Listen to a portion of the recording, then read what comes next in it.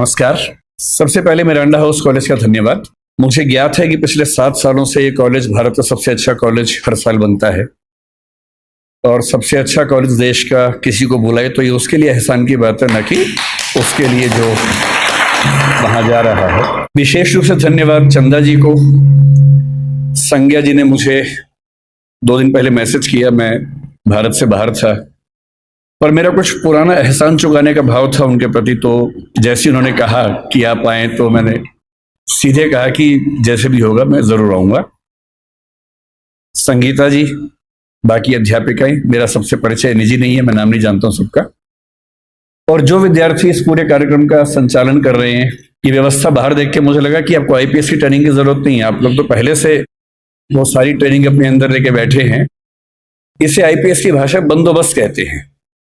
किसी बड़े प्रोग्राम को मैनेज करना, सुरक्षा से लेकर हर चीज को ठीक से देखना, तो ये सब तो आप लोग पहले से कर रहे हैं, तो मुझे लगता है कि किसी बड़ी चुनौती के सामने आपको परेशानी आने वाली है नहीं। शुरुआत में जो आपने कविता का जिक्र किया, संयोग से वो मेरी सबसे प्रिय कविता भी है। श्रीकांत वर्मा हिंदी के एक बहुत ही महान कवि हुए। 1980 के दशक में उनकी मृत्यु हुई अमेरिका में कैंसर से लड़ते हुए। और जो सबसे अच्छी कविता वो लिख के गए, और मुझसे कोई पूछे कि मैं क्योंकि साहित्य का व्यक्ति हूं और सैकड़ों कविताएं तो मुझे कम से कम याद होंगी ही, क्योंकि मुझे बड़ा शौक है कविताएं सुनने का, पढ़ने का, याद करने का। पर यदि कोई मुझसे पूछे कि मुझे अगर एक कविता चुननी हो जो सबसे गहरे स्तर पर मुझे प्रभावित करती रही है, तो वो वही कविता है जिससे आज के कार्यक्रम की शुरुआत इस बच्चे ने की। चाहता तो बच सकता था, मगर कैसे बच सकता था, जो बचेगा कैसे रचेगा। पहले मैं झुलसा चिटकने लगा, चाहता तो कराह सकता था, मगर कैसे कराह सकता था, जो कराहेगा कैसे निभाएगा। और ये कविता कई ऐसे संदर्भों को लेकर आगे बढ़ती है और हर संदर्भ में जीवन का एक बड़ा महत्वपूर्ण पहलू हमारे सामने आता है। मुझे खुशी है कि इस कॉलेज ने मुझे जिस विषय पर बात करने के लिए बुलाया है वो विषय भाषा का विषय है। भाषा को लेकर मेरी राय का जिक्र परिचय में हुआ ही है। मैं मानता हूं कि हर भाषा आत्मा की भाषा नहीं होती है, भाषाओं के बहुत सारे काम होते हैं। अंग्रेजी भी मेरे लिए बड़ी प्रिय भाषा है, हिंदी प्रिय भाषा है, सारी भाषाएं प्रिय हैं। मैं उन लोगों में नहीं हूं जो किसी एक से प्रेम करने के लिए बाकी से नफरत करना पसंद करता हूं। मैं सबसे प्रेम करना पसंद करता हूं और उसमें हिंदी मेरी मातृभाषा है। तो जो प्यार माँ से होता है वो हिंदी से है। ये कहने में मुझे दुनिया के किसी भी मंच पर ना संकोच है, ना झिझक है, ना कोई भय है। तो हिंदी मेरी माँ है और माँ के मामले में न समझौते होते हैं, न चयन की सुविधाएं होती हैं, न चयन की जरूरत होती है। पर हिंदी मेरी माँ है का मतलब ये नहीं है कि तेलुगु मेरे दुश्मन है, या कि उर्दू मेरे दुश्मन है, या अंग्रेजी मेरे दुश्मन है। नहीं, मैं बिल्कुल नहीं चाहता कि आप भी एक ऐसा मिजाज लेकर आगे बढ़ें कि हम एक भाषा को सम्मान की निगाह से देखें और उसी तेवर से बाकी भाषाओं को अपमान की निगाह से देखें। ऐसा मैं बिल्कुल ना चाहता हूं, मैं तो नहीं करता हूं। मैं चाहता हूं कि कोई भी ना करे, आप भी ऐसा ना करें। संस्कृत मेरी परनानी है। संस्कृत की बेटियां अपभ्रंश हुई, प्राकृत हुई। उनकी बहुत सारी बेटियों में एक बेटी का मैं बच्चा हूं, उसका नाम हिंदी है। उसी अपभ्रंश प्राकृत की बहुत सारी बेटियों में मराठी भी है, गुजराती भी है, पंजाबी भी है, बांग्ला भी है, असमिया भी है, ओडिया भी है। और उसी नानी के पड़ोस के परिवार की और जो बच्चियां हैं उनमें तेलुगु, तमिल और मलयालम, कन्नड़, ये सब भाषाएं भी हैं। और इन नानी के समय में इन सब भाषाओं में बहुत अपनत्व था, बहुत सहयोग था। आज हम कितनी भी दूरी महसूस करें, हमारी नानी के जमाने में इनमें बहुत लेन देन हुआ, आदान प्रदान हुआ।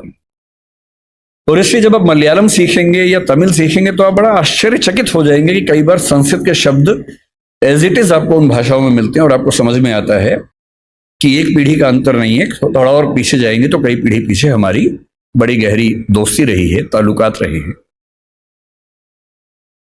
और इसलिए जब भाषा के प्रश्न पर मुझे कोई बोलने को कहता है, मुझे लगता है कि ये शायद दुनिया का सबसे महत्वपूर्ण सवाल है। अलग बात है कि आजकल हम इसको एक हल्का सवाल मान लेते हैं, पर मैं भी आपको समझाना चाह रहा हूं कि ये दुनिया का सबसे महत्वपूर्ण सवाल क्यों है। हिंदी दिवस के दिन एक परंपरा है कि हम आमतौर पर भावनात्मक मुहावरों से बात करते हैं। आज सुबह से मेरे पास 8-10 मैसेज आ चुके हैं जिन सब में एक वाक्य लिखा है कि हिंदी भारत माता के माथे की बिंदी है। हर साल ये मैसेज आता है, अच्छा मैसेज है, पढ़ के अच्छा लगता है। पर मैं चाहता हूं कि हिंदी समाज हिंदी माथे की बिंदी से आगे बढ़कर कुछ और मुद्दों पर बात करे। केवल उन भावनाओं में डूब के बात करना काफी नहीं है, उससे कुछ आगे निकलना जरूरी है। मैं आपको 2 कहानियों से बात शुरू करता हूं ताकि आप समझ सकें कि यह मुद्दा कितना महत्वपूर्ण है। एक किताब जो पिछले 15-20 साल में दुनिया की सबसे मशहूर किताबों में से एक बनी, उसका नाम सेपियंस है, आपने शायद सुना होगा। मैं हिंदी के बच्चों से कहूंगा कि थोड़ा सा पढ़ने का अभ्यास अपना बनाएं। हिंदी के समाज से मुझे गंभीर शिकायत है कि हम लोग पढ़ते कम हैं, हम लोग भावनाओं में ज्यादा बहते हैं, पढ़ने की आदत हमें कम है। और आज के जमाने में जब दुनिया की हर अच्छी किताब हिंदी में भी उपलब्ध है तो हिंदी में ही पढ़िए, लेकिन कम से कम पढ़िए, क्योंकि पढ़ने से अच्छा कुछ नहीं है। एक किताब पढ़ने का मतलब किसी एक व्यक्ति के जीवन के 40-50 साल के निष्कर्षों को 3 दिन में समझ लेना, और आप 50 साल मैच्योर हो जाते हैं 3 दिन में केवल एक अच्छी किताब पढ़ लेने से। बहरहाल, सेपियंस किताब मानव जाति का इतिहास है। ये भारत का इतिहास, आधुनिक इतिहास, प्राचीन इतिहास नहीं है, मानव जाति का इतिहास है। माना जाता है कि 1400 करोड़ साल पहले बिग बैंग हुआ, जहां यह पृथ्वी पहली बार बनने की प्रक्रिया शुरू हुई। 450 करोड़ साल पहले पहली बार जीवन अस्तित्व में आया, अमीबा आया। उसके बाद लंबे समय तक खूब घटनाक्रम होते गए। हम कहीं नहीं थे उस समय। 3 लाख साल के आसपास पीछे जाएं तो एक परिवार पैदा हुआ जिसको होमो कहते हैं। होमो का मतलब हमारा परिवार। उस होमो परिवार में एक हम हैं, होमो सेपियंस, क्योंकि हम होमो परिवार में सेपियंस नाम की शाखा हैं। उस परिवार में और भी शाखाएं थी।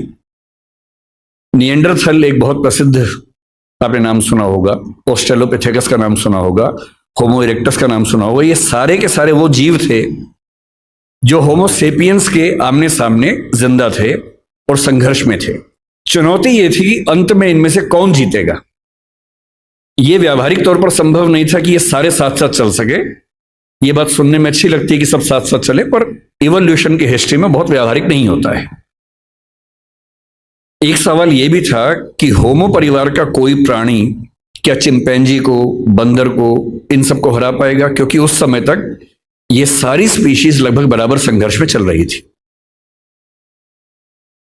आज से 70,000 साल पहले तक ये सब यूं ही चल रहा था, और फिर एक घटना घटी। उस घटना को सेपियंस किताब के लेखक ने, जिनका नाम युवाल नोआ हरारी है, उन्होंने संज्ञानात्मक क्रांति या कॉग्निटिव रिवॉल्यूशन का नाम दिया। और ये घटना 40,000 साल तक चलती रही। और इस बात पर बड़ा गहरा विचार किया कि क्या वजह थी कि होमो सेपियंस जिंदा रहा, निएंडरथल मर गया। हम मानते हैं कि निएंडरथल वो है जो यूरोप की आज की जो स्पीशीज है उसका पूर्वज था।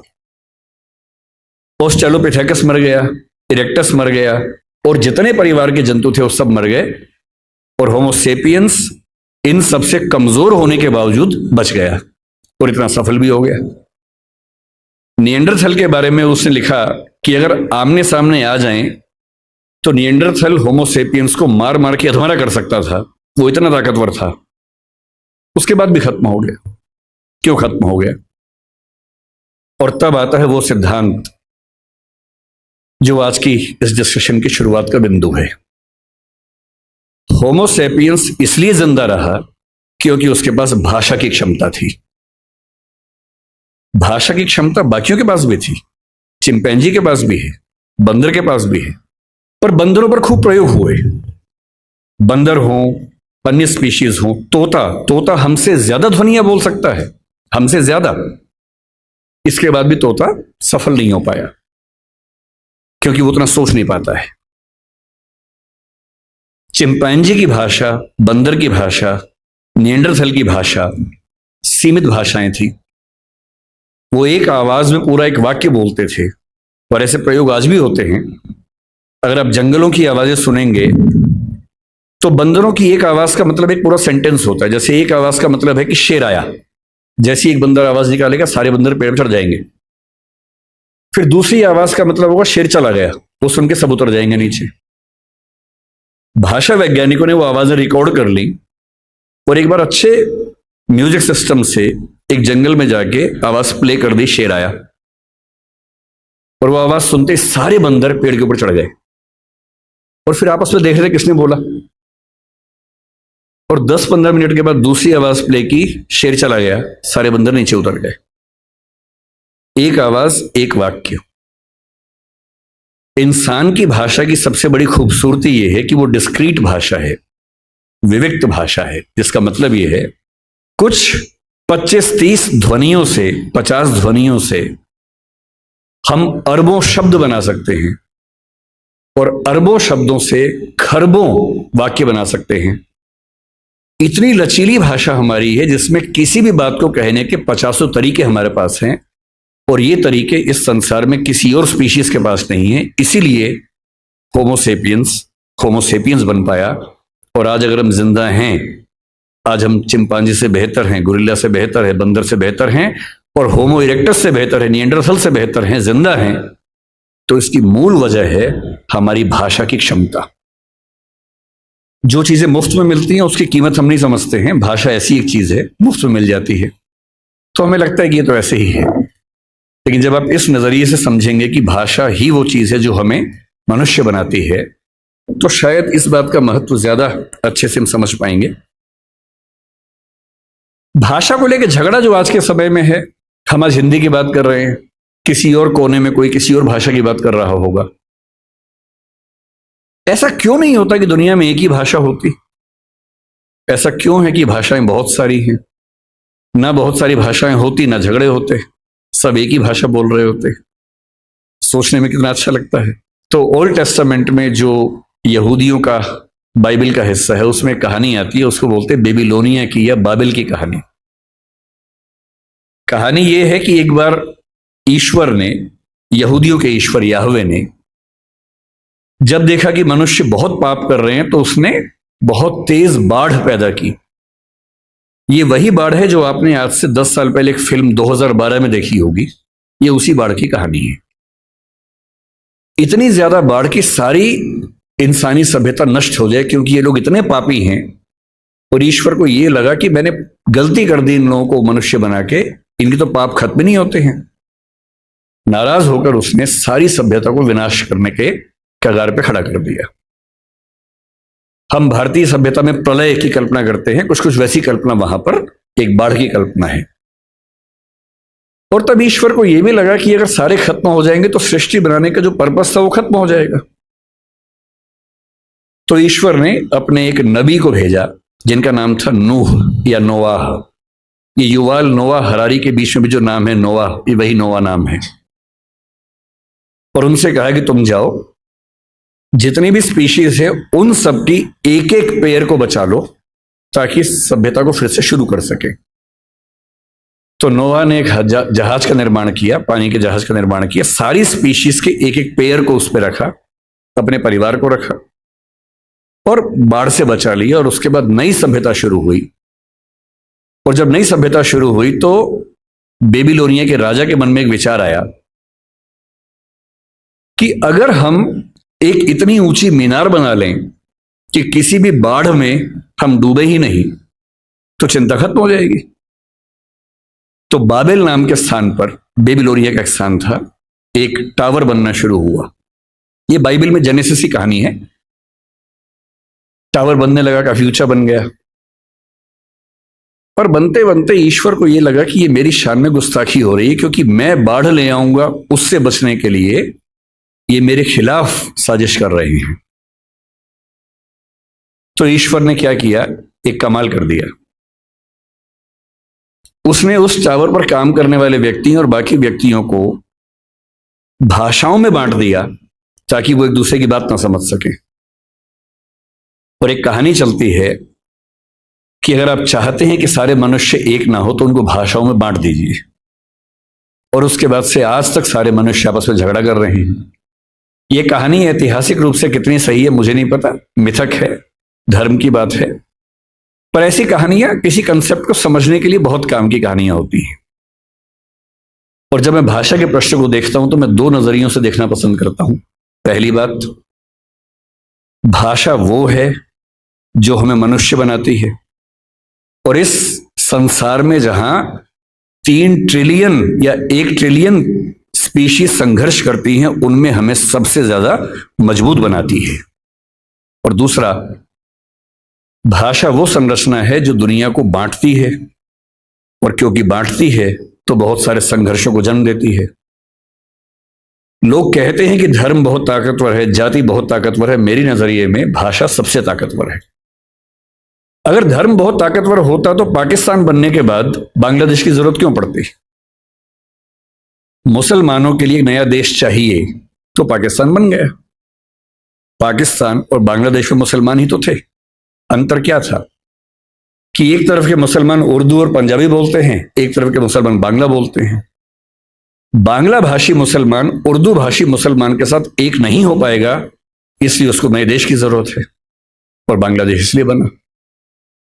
आप श्रीलंका के झगड़े को कितना भी हिंदू और बौद्ध झगड़ा कह लीजिए, दरअसल वो तमिल और सिंगली भाषाओं का झगड़ा है।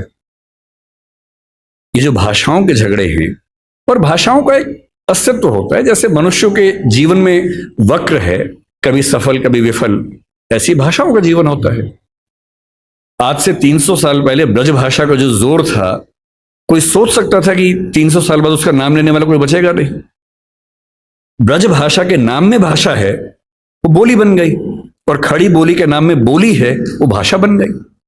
तो इतिहास के दौर की बात है। इतिहास का कौन सा दौर किस भाषा को कहां से कहां उठा के ले जाएगा।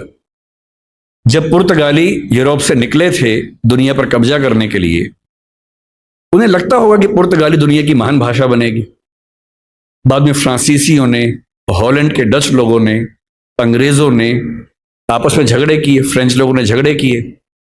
उन झगड़ों में संयोग से अंग्रेजी जीत गई, और क्योंकि अंग्रेजी जीत गई, क्योंकि अंग्रेजी का असर भारत पे पड़ा, अंग्रेजी का असर अमेरिका पे पड़ा, अंग्रेजी का असर अफ्रीका पर ज्यादा पड़ा, इसलिए आज अंग्रेजी दुनिया की सबसे प्रसिद्ध भाषा है, प्रचलित भाषा है। ऐसा थोड़ा है कि अंग्रेजी बहुत महान भाषा है, भाषाएं सारी महान हैं। और अगर तकनीकी तौर पे देखें तो हिंदी भाषा वैज्ञानिक तौर पर अंग्रेजी से बेहतर भाषा है। केवल शब्दावली के अभाव को पीछे छोड़ दें, चाहे वो ध्वनि का मामला हो, फोनेटिक्स का मामला हो, सिंटेक्स का मामला हो, भाषा विज्ञान के किसी भी स्तर पर देखें तो हिंदी अपनी वैज्ञानिकता में अंग्रेजी से कहीं भी कम नहीं है, कई मामलों में बेहतर है। इसलिए कौन सी भाषा का कितना राज होने वाला है, यह बात तय होती है केवल इस बात से कि उस भाषा के समाज की दुनिया पर क्या पकड़ है, कौन उपनिवेश की भाषा बनी, कौन साम्राज्य की भाषा बनी, किस भाषा में ज्यादा विकास हुआ, किस भाषा में कम विकास हुआ। संयोग की बात है कि आज हम एक ऐसी दुनिया में है, ग्लोबल दुनिया में, जहां अंग्रेजी का वर्चस्व है। अंग्रेजी से दिक्कत ना आपको होनी चाहिए ना मुझे होनी चाहिए। हम हर भाषा का सम्मान करें, उससे फायदा उठाएं, सीखें, अपने काम का लाभ लें। पर मैं अंग्रेजी माध्यम का विद्यार्थी रहा हूं, मैंने बहुत सारी पढ़ाई अंग्रेजी माध्यम में की, और मैं अंग्रेजी में लगभग उतना सहज जितना हिंदी में हूं। तो मुझे इस बात की खुशी है। मुझे चिंता केवल तब होती है जब भारत में होते हुए कोई मुझसे यह उम्मीद करता है कि मुझे हिंदी बोलने में शर्म होनी चाहिए। चिंता केवल तब होती है। भारत में होते हुए मैं अपनी भाषा बोलूं, अपनी भाषा बोलने मुझे काहे की शर्म होनी चाहिए।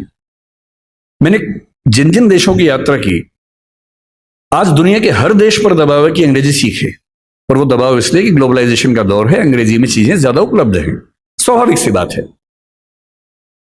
पर मैंने कभी हॉलैंड में किसी व्यक्ति को डच भाषा की तुलना में अंग्रेजी को महत्व देते हुए नहीं देखा। वो लड़ने को तैयार हो जाते हैं। आप किसी फ्रेंच व्यक्ति से बात करें, आप इजराइल के किसी व्यक्ति से बात करें, जहां भाषा के सम्मान की बात आएगी वो अंग्रेजी का नाम तक नहीं लेंगे। जहां पढ़ने की बात आएगी, सीखने की बात आएगी, फायदा उठाने की बात आएगी, निश्चित तौर पर सीखेंगे, क्योंकि उस भाषा से उनको फायदा होता है। और आज की जो बातचीत हमारी होने वाली है वो कुछ कुछ उसी तौर पे होने वाली है कि आज हमारी क्या स्थिति है, हमें क्या करना चाहिए?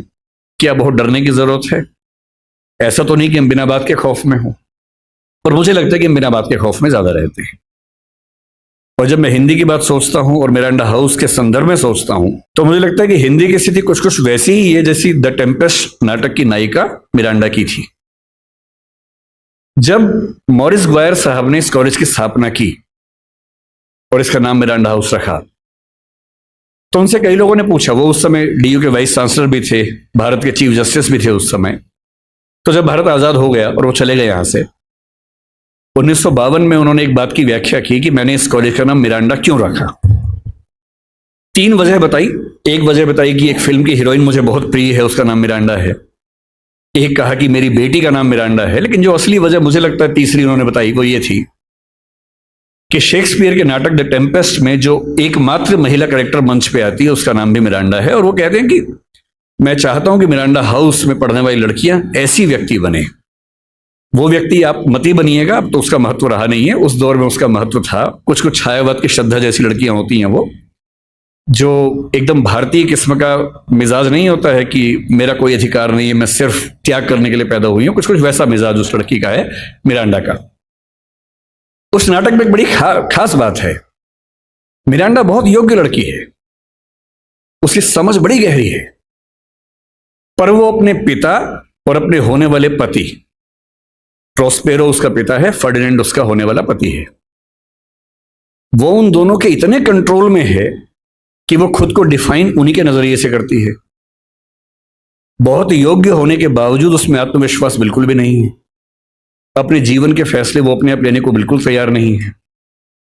अंत में लगता है कि फर्डिनेंड का फैसला उसने खुद किया है, पर आप ध्यान से पढ़े तो समझ में आता है कि वो फैसला भी उसके पिता ने ही करवा दिया है। और वो बेचारी इतनी कमजोर अपने आप को महसूस करती है। हिंदी की एक फिल्म में एक गीत आया था, एक पत्नी है जो अपने पति से बहुत प्रेम करती है, सुंदर नहीं है, पति उससे प्रेम नहीं करता है, पति कहीं और प्रेम करता है। तो वो लड़की, फिल्म का नाम था नसीब अपना अपना, एकदम समझ लीजिए कि मिरांडा ही उसे बोल रही है, एकदम मिरांडा का भारतीय संस्करण है। और वो अपने पति के बारे में एक वाक्य बोलती है, भला है बुरा है जैसा भी है, मेरा पति मेरा देवता है। ये उस जमाने में चलता था। आज के जमाने में तो पत्नियां पति का हिसाब बराबर कर देती है अगर कोई ऐसा करे तो, लेकिन उस जमाने में ऐसी हरकतें होती थी। और टेम्पेस्ट की नायिका मिरांडा अपने प्रेमी से, फर्डिनेंड से कह रही है, अगर तुम मुझसे शादी कर लोगे तो मैं तुम्हारी पत्नी हूं, और नहीं करोगे तो मैं तुम्हारी दासी हूं। तुम मुझे किसी भी रूप में रखो, मैं जिंदगी भर तुम्हारी दासी बन के रहूंगी, नौकरानी बन के रहूंगी। और इस बात पे 16वीं सेंचुरी का ब्रिटिश समाज पागल हो गया कि लड़की हो तो ऐसी, बीवी हो तो वैसी। कुछ कुछ वैसा ही जैसे भारतीय परंपरा में छायावाद में श्रद्धा जैसी नारियां हमें दिखती हैं, जो केवल देने की बात करती हैं, अपने हक की बात बिल्कुल भूल के भी नहीं करती हैं। हिंदी की स्थिति कुल मिला के मिरांडा जैसी है। आपको जब भी समझना हो कि हमारी भाषा किस हालत में है, तो हमारी भाषा द टेम्पेस्ट की मिरांडा की हालत में है। ताकतवर है पर उसको ताकत का एहसास नहीं है, समझदार है पर उसको किसी ने बताया नहीं कि तुम कितनी समझदार हो, खुद फैसले कर सकती है पर उसके नाम पर फैसले लेने वाले खुद इतने समझदार नहीं हैं कि उसके महत्व का अनुमान कर सके। अपने ही मठाधीशों से घिरी हुई, अपने ही परिवार के ऊल जुलूल निर्णय करने वालों की दासी बनी हुई, कुछ कुछ वैसी स्थिति हिंदी की है। मैं ऐसा क्यों कह रहा हूं कि हिंदी बहुत ताकतवर भाषा है, लेकिन मेरा बात के डरते हैं? कुछ उदाहरण से बात समझ लेते हैं। और जब भी कोई आपसे पूछे कि हिंदी का भविष्य क्या है, हमेशा ध्यान रखना है, किसी जटिल प्रश्न का उत्तर एक नहीं होता है, हाँ या ना में नहीं होता है। उसका उत्तर बहुत सारे पहलुओं में होता है। और जब तक आप किसी जटिल प्रश्न को 4-5 सरल प्रश्नों में तोड़ नहीं लेंगे, तब तक उस प्रश्न का उत्तर आप ठीक से दे ही नहीं पाएंगे। इसलिए जब भी कोई आपसे पूछे कि क्या हिंदी का कोई भविष्य है या हिंदी का भविष्य कैसा है, तो हिंदी कोई एक वस्तु नहीं है। हिंदी में बहुत सारी चीजें आती हैं। मसलन आपको बताना पड़ेगा कि बोलचाल की भाषा के रूप में हिंदी का भविष्य क्या है, राजभाषा के रूप में, ऑफिशियल लैंग्वेज के रूप में हिंदी का भविष्य क्या है, राष्ट्रभाषा के रूप में क्या है, संपर्क भाषा के रूप में क्या है, ज्ञान विज्ञान की भाषा के रूप में क्या है, व्यापार की, वाणिज्य की, नौकरी की दुनिया में उसका भविष्य क्या है। और जब तक इन सारे प्रश्नों पर अलग अलग आप 4 वाक्य बोलने की स्थिति में नहीं है, तब तक हिंदी के भविष्य की बात कैसे करेंगे। मसलन, क्या हिंदी का भविष्य बोलचाल की भाषा के रूप में है या हम खत्म होने वाले हैं। यदि कोई आपसे कहे कि हम खत्म होने वाले हैं, उस मूर्ख की बात को बिल्कुल मानने की जरूरत नहीं है। वो निरा मूर्ख व्यक्ति होगा जो ऐसी बात कर सकता है। तथ्यों पर ध्यान देना है। हिंदी समाज की बुरी आदत है कि हम तथ्यों पर नहीं, अफवाहों पर ज्यादा ध्यान देते हैं। तथ्यों पर ध्यान देना है। जनगणना निकाल के देख लीजिए। 1991 में प्रथम भाषा के रूप में हिंदी बोलने वालों की संख्या भारत में 39% थी। कुल 83 करोड़ आबादी थी, उसमें से लगभग 32 करोड़ के आसपास हिंदी प्रथम भाषा के रूप में बात कर रहा हूं मैं, मातृभाषा। 2001 के सेंसस में यह परसेंटेज 39 से बढ़ के 41 हो गया, 41% हो गया। 2011 के सेंसस में जब हमारी आबादी 121 करोड़ हो गई, प्रथम भाषा के रूप में हिंदी बोलने वालों की परसेंटेज 43.6 हो गई। जिसका सीधा सा मतलब है कि 53 करोड़ लोग, 52-53 करोड़ लोग भारत में हिंदी को मातृभाषा के रूप में बोलते हैं। और अंग्रेजी को मातृभाषा के रूप में कितने बोलते हैं भारत में? 2,70,000, 0.02%। 43.6% और 0.02% के बीच में अगर आपको ऐसा लगने लगे कि हमारी भाषा का अस्तित्व खतरे में है, तो मेरा ख्याल है कि हमारा दिमाग खतरे में है। 2021 से सेंसस हो नहीं पाया है, अब होगा। उम्मीद है कि 24 में हो जाएगा। हमारी आबादी आज के समय 143 करोड़ की है, अनुमान जो है। अगले साल तक 145 के आसपास होनी चाहिए। 145 करोड़ में प्रथम भाषा के रूप में हिंदी बोलने वालों की संख्या अनुमान है कि 45 से 46% अगले साल होने वाली है। और जिसका मतलब यह है कि लगभग मान के चले कि 64 से 66 करोड़ के बीच में मातृभाषा बोलने वाले हिंदी समाज के लोग होने वाले हैं। अगर आपको लगता है कि 65 करोड़ लोगों की मातृभाषा खत्म होने वाली है, तो इससे हास्यास्पद क्या हो सकता है? ऐसा कोई सवाल ही पैदा नहीं होता। कल्पना भी नहीं करनी चाहिए इस चीज की। फिर सवाल उठता है कि क्या हम दुनिया में बहुत कमजोर हैं? भारत की जनगणना सर्वेक्षण में 31 भाषाओं की बात होती है। दुनिया के सर्वेक्षण में 7,115 भाषाओं की बात होती है। 7,115 भाषाओं में आपको जान के आश्चर्य होगा कि 150 भाषाएं ऐसी हैं जिनको बोलने वालों की संख्या 10 से कम है।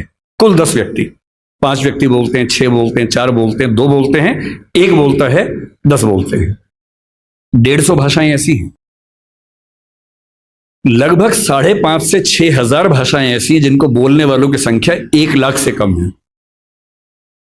और पूरी दुनिया में 800 करोड़ की आबादी में हिंदी का स्थान जानते हैं कौन सा बोलने वालों में? तीसरा स्थान। 7,115 भाषाओं में जो भाषा तीसरे नंबर पे है, उसके बोलने वाले परेशान हैं कि हम खत्म होने वाले हैं। आप उनका हाल सोचिए जो 10 से कम पे चल रहे हैं, जो 1 लाख से कम पे चल रहे हैं, 10 लाख से कम पे चल रहे हैं। और हम दुनिया की पूरी आबादी में 8% से ज्यादा जिस भाषा को बोलने वाले लोग हैं, हमसे ज्यादा केवल अंग्रेजी और मंडारिन 2 ही भाषाएं हैं जो 16 और 14% पे हैं। और हम नंबर 3-8% पे हैं। ना फ्रेंच हमसे आगे, ना स्पेनिश हमसे आगे है। और जितनी भाषाओं का नाम आप जानते हैं वो सब हमसे कोसों पीछे हैं। इसलिए बोलचाल की भाषा, सांस्कृतिक भाषा, सामाजिक भाषा के तौर पर हिंदी पर न खतरा है, न खतरा आने की संभावना है। इसको मन से एकदम निकाल दीजिए, दूर दूर तक निकाल दीजिए। दूसरी बात है कि क्या हम व्यापार की भाषा, व्यवसाय की भाषा, नौकरी की भाषा में सफल हो पा रहे हैं? थोड़ा मुश्किल है, कम हो पा रहे हैं। और मेरे ख्याल से इसकी वजह हमारा एक औपनिवेशिक जो सोचने का तरीका है वो है। मैं हिंदी के पक्ष में इसलिए बिल्कुल नहीं बोलूंगा कि मैं संयोग से हिंदी भाषी क्षेत्र में पैदा हुआ, क्योंकि मेरे पेरेंट्स हिंदी भाषा के अध्यापक रहे। अगर मैं सिर्फ इसलिए हिंदी के पक्ष में बोलूंगा तो ये तो सामान्य बात है, हर व्यक्ति अपनी भाषा के पक्ष में बोलता है, मैं ही बोल रहा हूं। मैं तथ्यों पर बात करना पसंद करूंगा, केवल भावनाओं पर नहीं टिकना चाहूंगा। मैंने दुनिया के जितने देश देखे, मैंने किसी देश में मातृभाषा की उतनी बुरी गत नहीं देखी जितनी अपने देश में देखी है। मेरे कुछ परिचित डॉक्टर बनने के लिए रशिया गए पढ़ने के लिए, यूक्रेन गए पढ़ने के लिए। तो मैंने उनसे पूछा, मैंने कहा कैसे पढ़ते हो भाई, वहां कौन सी भाषा में पढ़ाते हैं, अंग्रेजी पढ़ाते हैं? बोले नहीं, रशियन में पढ़ाते हैं मेडिकल साइंस। यूक्रेन में यूक्रेन की भाषा में पढ़ाते हैं रशियन मतलब मेडिकल साइंस। लगभग हर देश में वैसा हाल है। तो मैंने उनसे पूछा कि फिर आप कैसे पढ़ते हैं, आपको तो भाषा नहीं आती है? तो बोले नहीं, वहां का निश्चित सा नियम है कि पहले साल में हमें वो भाषा सीखनी होती है, फिर अगले 4 साल में उस भाषा में मेडिकल साइंस सीखना होता है। तो मैंने कहा इससे अच्छा वो अंग्रेजी में सिखा दें, आपको अंग्रेजी आती है। बोले नहीं, वहां तो ऐसी बात करने से भी नाराज हो जाते हैं, अपनी भाषा को लेकर बहुत सम्मान करते हैं वो लोग।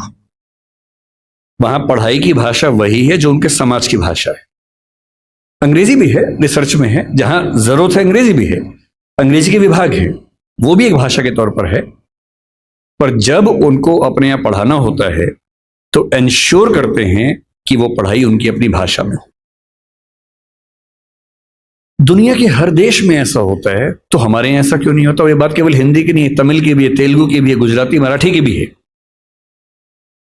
मेडिकल साइंस पढ़ने के लिए हमें अंग्रेजी में ही मेडिकल साइंस क्यों पढ़ना पड़ेगा? इंजीनियरिंग पढ़ने के लिए हमें अंग्रेजी में ही क्यों पढ़ना पड़ेगा? और मुझे खुशी है इस बात की कि हमारी केंद्र सरकार में गृह मंत्री ने पिछले साल एक बहुत बड़ा कदम उठाया है। मध्य प्रदेश पहला ऐसा राज्य बना है जहां मेडिकल साइंस, इंजीनियरिंग और मैनेजमेंट की पढ़ाई हिंदी में शुरू हो गई है। और किताबें भी तैयार हो गई हैं, इंजीनियरिंग की भी, मेडिकल साइंस की भी। ऐसी कौन सी रॉकेट साइंस है इसमें? ऐसा कौन सी आश्चर्य की बात है? एक ही तनाव हो सकता है कि भाई आप जब बात करेंगे टर्म्स की, तकनीकी शब्दों की बात करेंगे, तो तकनीकी शब्दों को आप दूसरी भाषा में आराम से नहीं ला सकते, क्योंकि उस भाषा में उतने शब्द विकसित नहीं होंगे। कोई बात नहीं, आप बीमारियों के नाम, लेबोरेटरी के टेस्ट के नाम वैसे के वैसे अंग्रेजी में स्वीकार कर लीजिए, उसको देवनागरी लिपि में लिख लीजिए, जैसे आप व्हाट्सएप पे लिखते ही होंगे। आप हिंदी भाषा में रोमन मैसेज करते ही हैं, मतलब अंग्रेजी की लिपि में हिंदी लिखते ही होंगे कई बार।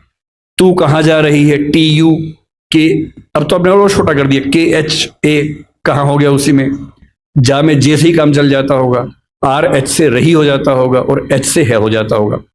इसी को भाषा का अपभ्रंश बनना बोलते हैं, जो आजकल हम नए सिरे से बना रहे हैं। क्या समस्या है? मेडिकल साइंस की पूरी किताब हिंदी में हो और उसमें अंग्रेजी के तकनीकी शब्दों का इस्तेमाल वैसा का वैसा हो, इसमें क्या परेशानी है? और जब भाषा हम सीखते हैं, आपको आश्चर्य होगा, मैं फिर कह रहा हूं, मैं तथ्यों की बात करूंगा, रिसर्च की बात करूंगा, भावनाओं की बात नहीं करूंगा। दुनिया में स्थापित सिद्धांत है, यूनेस्को पीछे पड़ा हुआ है इस चीज के लिए। दुनिया में स्थापित सिद्धांत है कि कोई भी बच्चा दुनिया का जितनी आसानी से अपनी भाषा में सीख सकता है, दूसरी भाषा में सीख ही नहीं सकता। इसमें एक्सपेरिमेंट्स हुए बहुत सारे। जो लेटेस्ट एक्सपेरिमेंट्स है उनमें से एक आप सर्च कीजिएगा, इथियोपिया में 1994 में एक एक्सपेरिमेंट हुआ। वो जो करने वाले नाम है, उनका व्यक्ति का नाम इरेद सईद ऐसा कुछ नाम है, बहुत प्रसिद्ध। आप इथियोपिया 1994 मदर टंग इतना करके सर्च कर लीजिए, तुरंत सामने आ जाएगा। उस व्यक्ति ने बहुत गंभीर रिसर्च की। 1994 में इथियोपिया ने, जो कि एक अफ्रीकन देश है, क्या किया, एक नियम बनाया कि हमारे सारे स्कूलों में प्राथमिक शिक्षा हमारी भाषा में दी जाएगी और 4थी क्लास के बाद हम बच्चों को अंग्रेजी में शिफ्ट करेंगे। 2 ऑप्शन थे, एक है कि बचपन से अंग्रेजी पढ़ाएं, एक 4थी क्लास के बाद अंग्रेजी में शिफ्ट कर दें, क्योंकि उच्च शिक्षा के मामले में अंग्रेजी ज्यादा कारगर भाषा थी, वहां भी थी, यहां भी थी, आज भी है कई मामलों में। इतना ही चेंज किया कि नर्सरी से नहीं पढ़ाएंगे, 4थी क्लास तक पढ़ाएंगे अपनी भाषा में अंग्रेजी भी हल्का फुल्का सिखाते रहेंगे, और जब अंग्रेजी में एक ठीक ठाक स्तर आ जाएगा फिर मीडियम चेंज कर देंगे।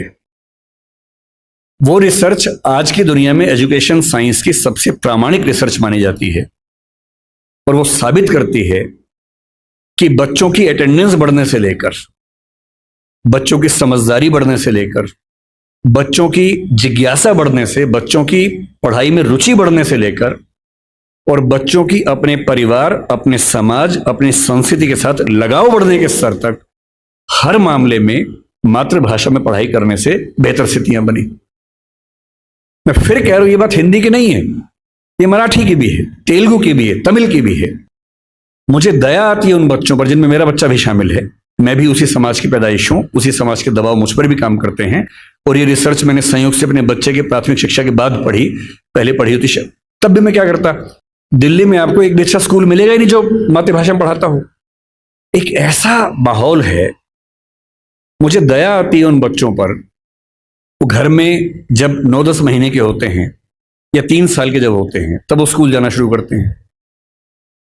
2.5 साल का बच्चा अपनी भाषा में कॉम्प्लेक्स सेंटेंसेस बनाना सीख जाता है अपने आप, बिना एक शब्द भी पढ़े लिखे।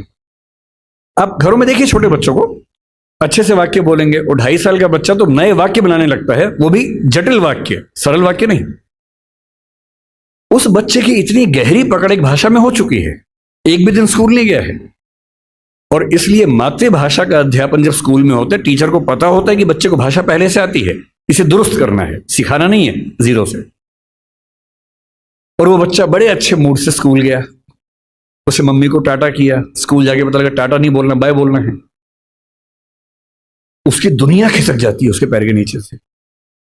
वहां उसे पता लगता है कि भिंडी नहीं है, ये लेडी फिंगर है। तुम जो लाए हो आलू नहीं है, पोटैटो है।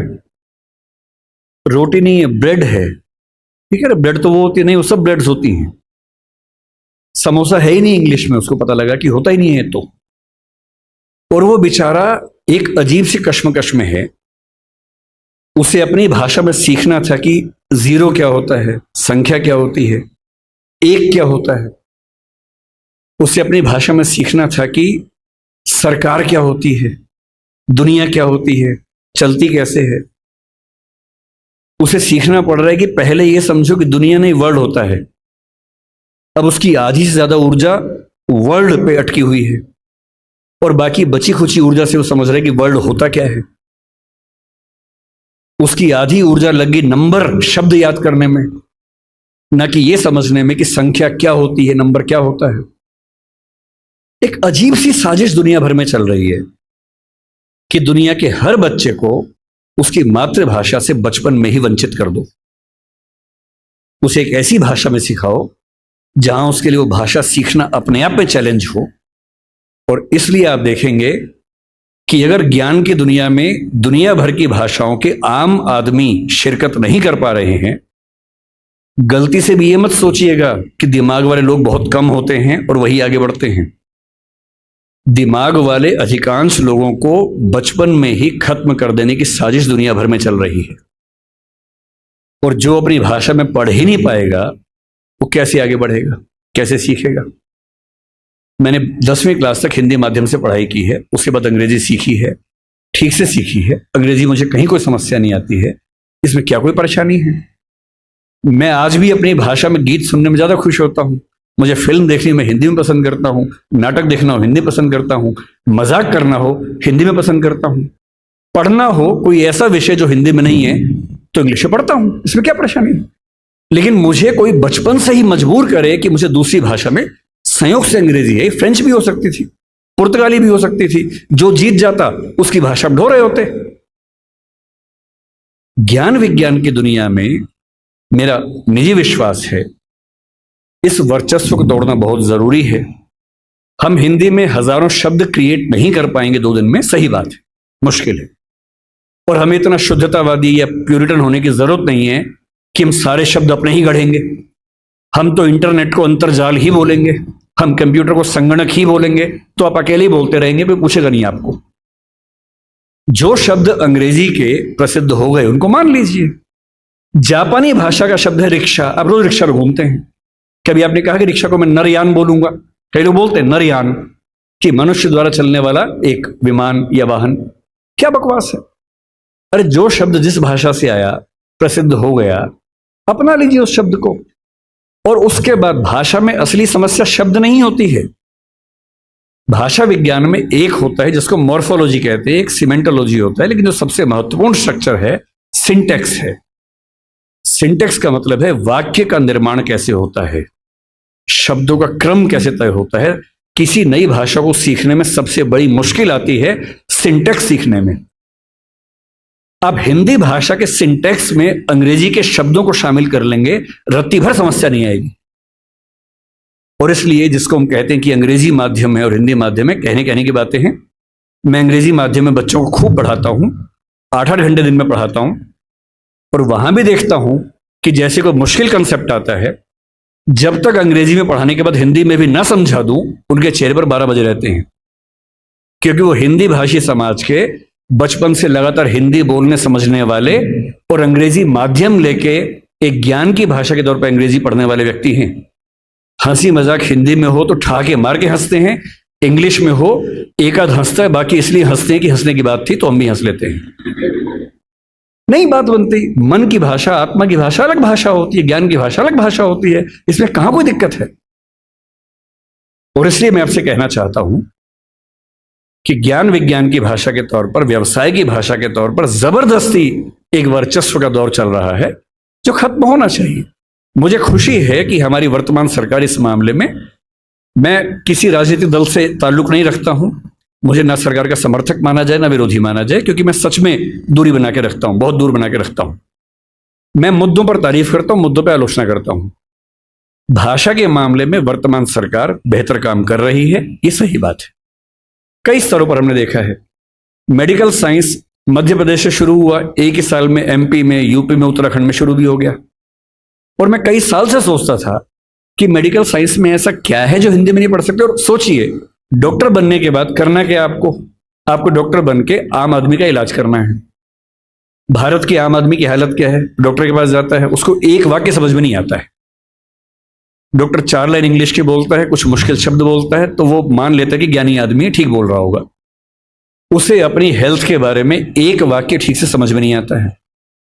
किसी विकसित देश में चले जाइए, डॉक्टर की जिम्मेदारी होती है कि जब तक मरीज सारी बातों को ठीक से न समझ ले तब तक इलाज शुरू नहीं कर सकता है। हमारे देश में भाषा का अंतर ऐसा है कि मरीज अपनी बीमारी को ठीक से कभी समझ ही नहीं पाता है। ऑपरेशन तक की सहमति ले लेते हैं अंग्रेजी बोल के, वो समझ नहीं पा रहा होता, हाँ तो हो गया, साइन कर, हाँ साइन कर दिया। उसमें क्या लिखा हुआ है कि तुम्हारा ऑपरेशन करेंगे, तुम मर भी सकते हो, मर गए तो तुम्हारी जिम्मेदारी है। कुछ पता ही नहीं उस बेचारे को। क्यों भारत का हर डॉक्टर, तमिलनाडु का डॉक्टर तमिल में क्यों ना बात करे पेशेंट के साथ, कर्नाटक का डॉक्टर कन्नड़ में बात करे, हिंदी का डॉक्टर हिंदी में बात करे, और अंग्रेजी मातृभाषा वाले जो 2,70,000 लोग हैं उनके लिए कुछ डॉक्टर इंग्लिश वाले रख लीजिए। डॉक्टर की भाषा तो समाज की भाषा होनी चाहिए, यही कानून के साथ है। हमारी जुडिशरी इतना जबरदस्त जुडिशियल फ्रीडम, जुडिशियल इंडिपेंडेंस, संविधान का मूल ढांचा है, सब बातें बढ़िया है। पर जिस देश की आबादी में 2,70,000 लोग अंग्रेजी मातृभाषा वाले हों, उस देश का सुप्रीम कोर्ट सारे निर्णय अंग्रेजी में ही देगा, ये कहां का लोकतंत्र है। यहां आपका जो जुडिशियल इंडिपेंडेंस है या जुडिशियल रिस्पॉन्सिबिलिटी है वो कहां चली जाती है उस समय। आपके सुप्रीम कोर्ट में मधु लिमिये नाम के व्यक्ति जिद करते हैं कि मैं हिंदी में अपनी बात रखूंगा, आप उनको परमिशन देने के बाद नकार देते हैं कि हमसे गलती हो गई, ऐसा नहीं कर सकते हैं। मेरे देश में, मेरे सुप्रीम कोर्ट में अपनी भाषा में आप बोल भी नहीं सकते। आप 28 राज्यों में से केवल 4 राज्यों में हिंदी में हाई कोर्ट में बात करने की परमिशन देते हैं। पर लोकतंत्र का मतलब क्या होता है? कुछ गिने चुने एलिट्स के हिसाब से जनता अपनी भाषा बदलेगी या जनता की भाषा से प्रशासक भाषा बदलेंगे अपनी। अगर लोकतंत्र है तो लोकतंत्र में जनता की भाषा ही केंद्र में होनी चाहिए, कोई और भाषा केंद्र में कैसे हो सकती है? पर हम लोग इतने आदी हो चुके हैं, हम स्लेव मेंटेलिटी के इतने अभ्यस्त हो चुके हैं कि हम ये प्रश्न कभी नहीं करते। हमारे सुप्रीम कोर्ट के चीफ जस्टिस या कोई जज हिंदी में क्यों नहीं बात कर पाते? और नहीं कर पाते, मैं फिर बार बार कह रहा हूं, मामला सिर्फ हिंदी का नहीं, मेरी इच्छा है कि सुप्रीम कोर्ट के बहुत सारे जजेस में कुछ को तमिल ठीक से आती हो, कुछ को तेलुगु अच्छे से आती हो, कुछ को मराठी आती हो, कईयों को हिंदी आती हो, और बेंच का फैसला करते हुए यह भी एक पॉइंट ध्यान में रखा जाए कि मामला कहां का है और उस मामले में ऐसे जज को प्राथमिकता मिले जो उस भाषा को जानता हो, ताकि केस मेरा है, मुझे हिंदी आती है, मेरा वकील अंग्रेजी में कुछ कुछ बोला, जज ने कुछ कुछ बोला, फैसला हो गया, मुझे पता ही नहीं कि क्या हुआ, और इधर में पुलिस आगे मुझे ले गई और मैं परेशान हूं कि हुआ क्या। मेरे मामले के किसी प्रसंग में मेरी भूमिका ही नहीं है, क्योंकि सारी प्रक्रिया दो ऐसे व्यक्तियों के बीच में चल रही है जिनके पास एक भाषा है जो मेरी भाषा नहीं है, जबकि मामला मेरा है, और कहने को लोकतंत्र है। ये लोकतंत्र नहीं है, ये भाषा के सर पर तानाशाही है, बुरी चीज है। और मैं जब भी ये बात कहता हूं, बार बार कहता हूं, ज्ञान की भाषा के तौर पर अंग्रेजी का सम्मान करना जरूरी है, क्योंकि रिसर्च आप उसके बिना नहीं कर पाएंगे। बहुत मामलों में सीखने की जरूरत है, उससे भी, जापानीज से भी, फ्रेंच से भी, सबसे सीखने की जरूरत है। लेकिन आपके देश के सुप्रीम कोर्ट में, हाई कोर्ट में आपकी भाषा में बात ना होती हो, यह बुरी बात नहीं है, शर्मिंदगी की बात है। हमें एक समाज के तौर पर शर्म आनी चाहिए, यह उससे कम बात नहीं है। इसलिए जब कोई मुझसे कहते कि राजभाषा के तौर पर आपकी क्या कल्पना है, 14 सितंबर का दिन आज है, हम आज के दिन ये सेमिनार क्यों कर रहे हैं? 14 सितंबर 1949 को शाम को 6 बजे एक फैसला हुआ था। एक अजीब सी अफवाह लोगों ने उड़ा रखी है। कहते हैं कि 14 सितंबर को मतदान हुआ कि भारत की राजभाषा कौन सी होनी चाहिए, हिंदी या अंग्रेजी। वोटिंग हुई, आधे वोट हिंदी के पक्ष में उठे, आधे अंग्रेजी के पक्ष में उठे, एकदम बराबर हो गया। कई लोग संख्या बोलते हैं, 77 हो गया। और तब स्पीकर ने, डॉक्टर राजेंद्र प्रसाद ने अपना कास्टिंग वोट दिया, क्योंकि उनके पास अधिकार है कि वोट डाल सकते हैं लास्ट में, अगर बराबर हो जाए तो, हिंदी के पक्ष में दिया, और इससे हिंदी भारत की राजभाषा हो गई। इससे बड़ा कोई झूठ नहीं है। ऐसा कुछ नहीं हुआ था संविधान सभा में, सफेद झूठ है। 12 सितंबर को शाम 4 बजे इस मुद्दे पर बहस शुरू हुई। संविधान सभा की डिबेट्स पढ़ के देखिए, 180 पेज की डिबेट है राजभाषा की, 180 पेज, 1-2 पेज का मामला नहीं है। संविधान सभा के वॉल्यूम 9 में ध्यान से पढ़िए, पेज नंबर लगभग 1130 से 1390 के आसपास का मामला है।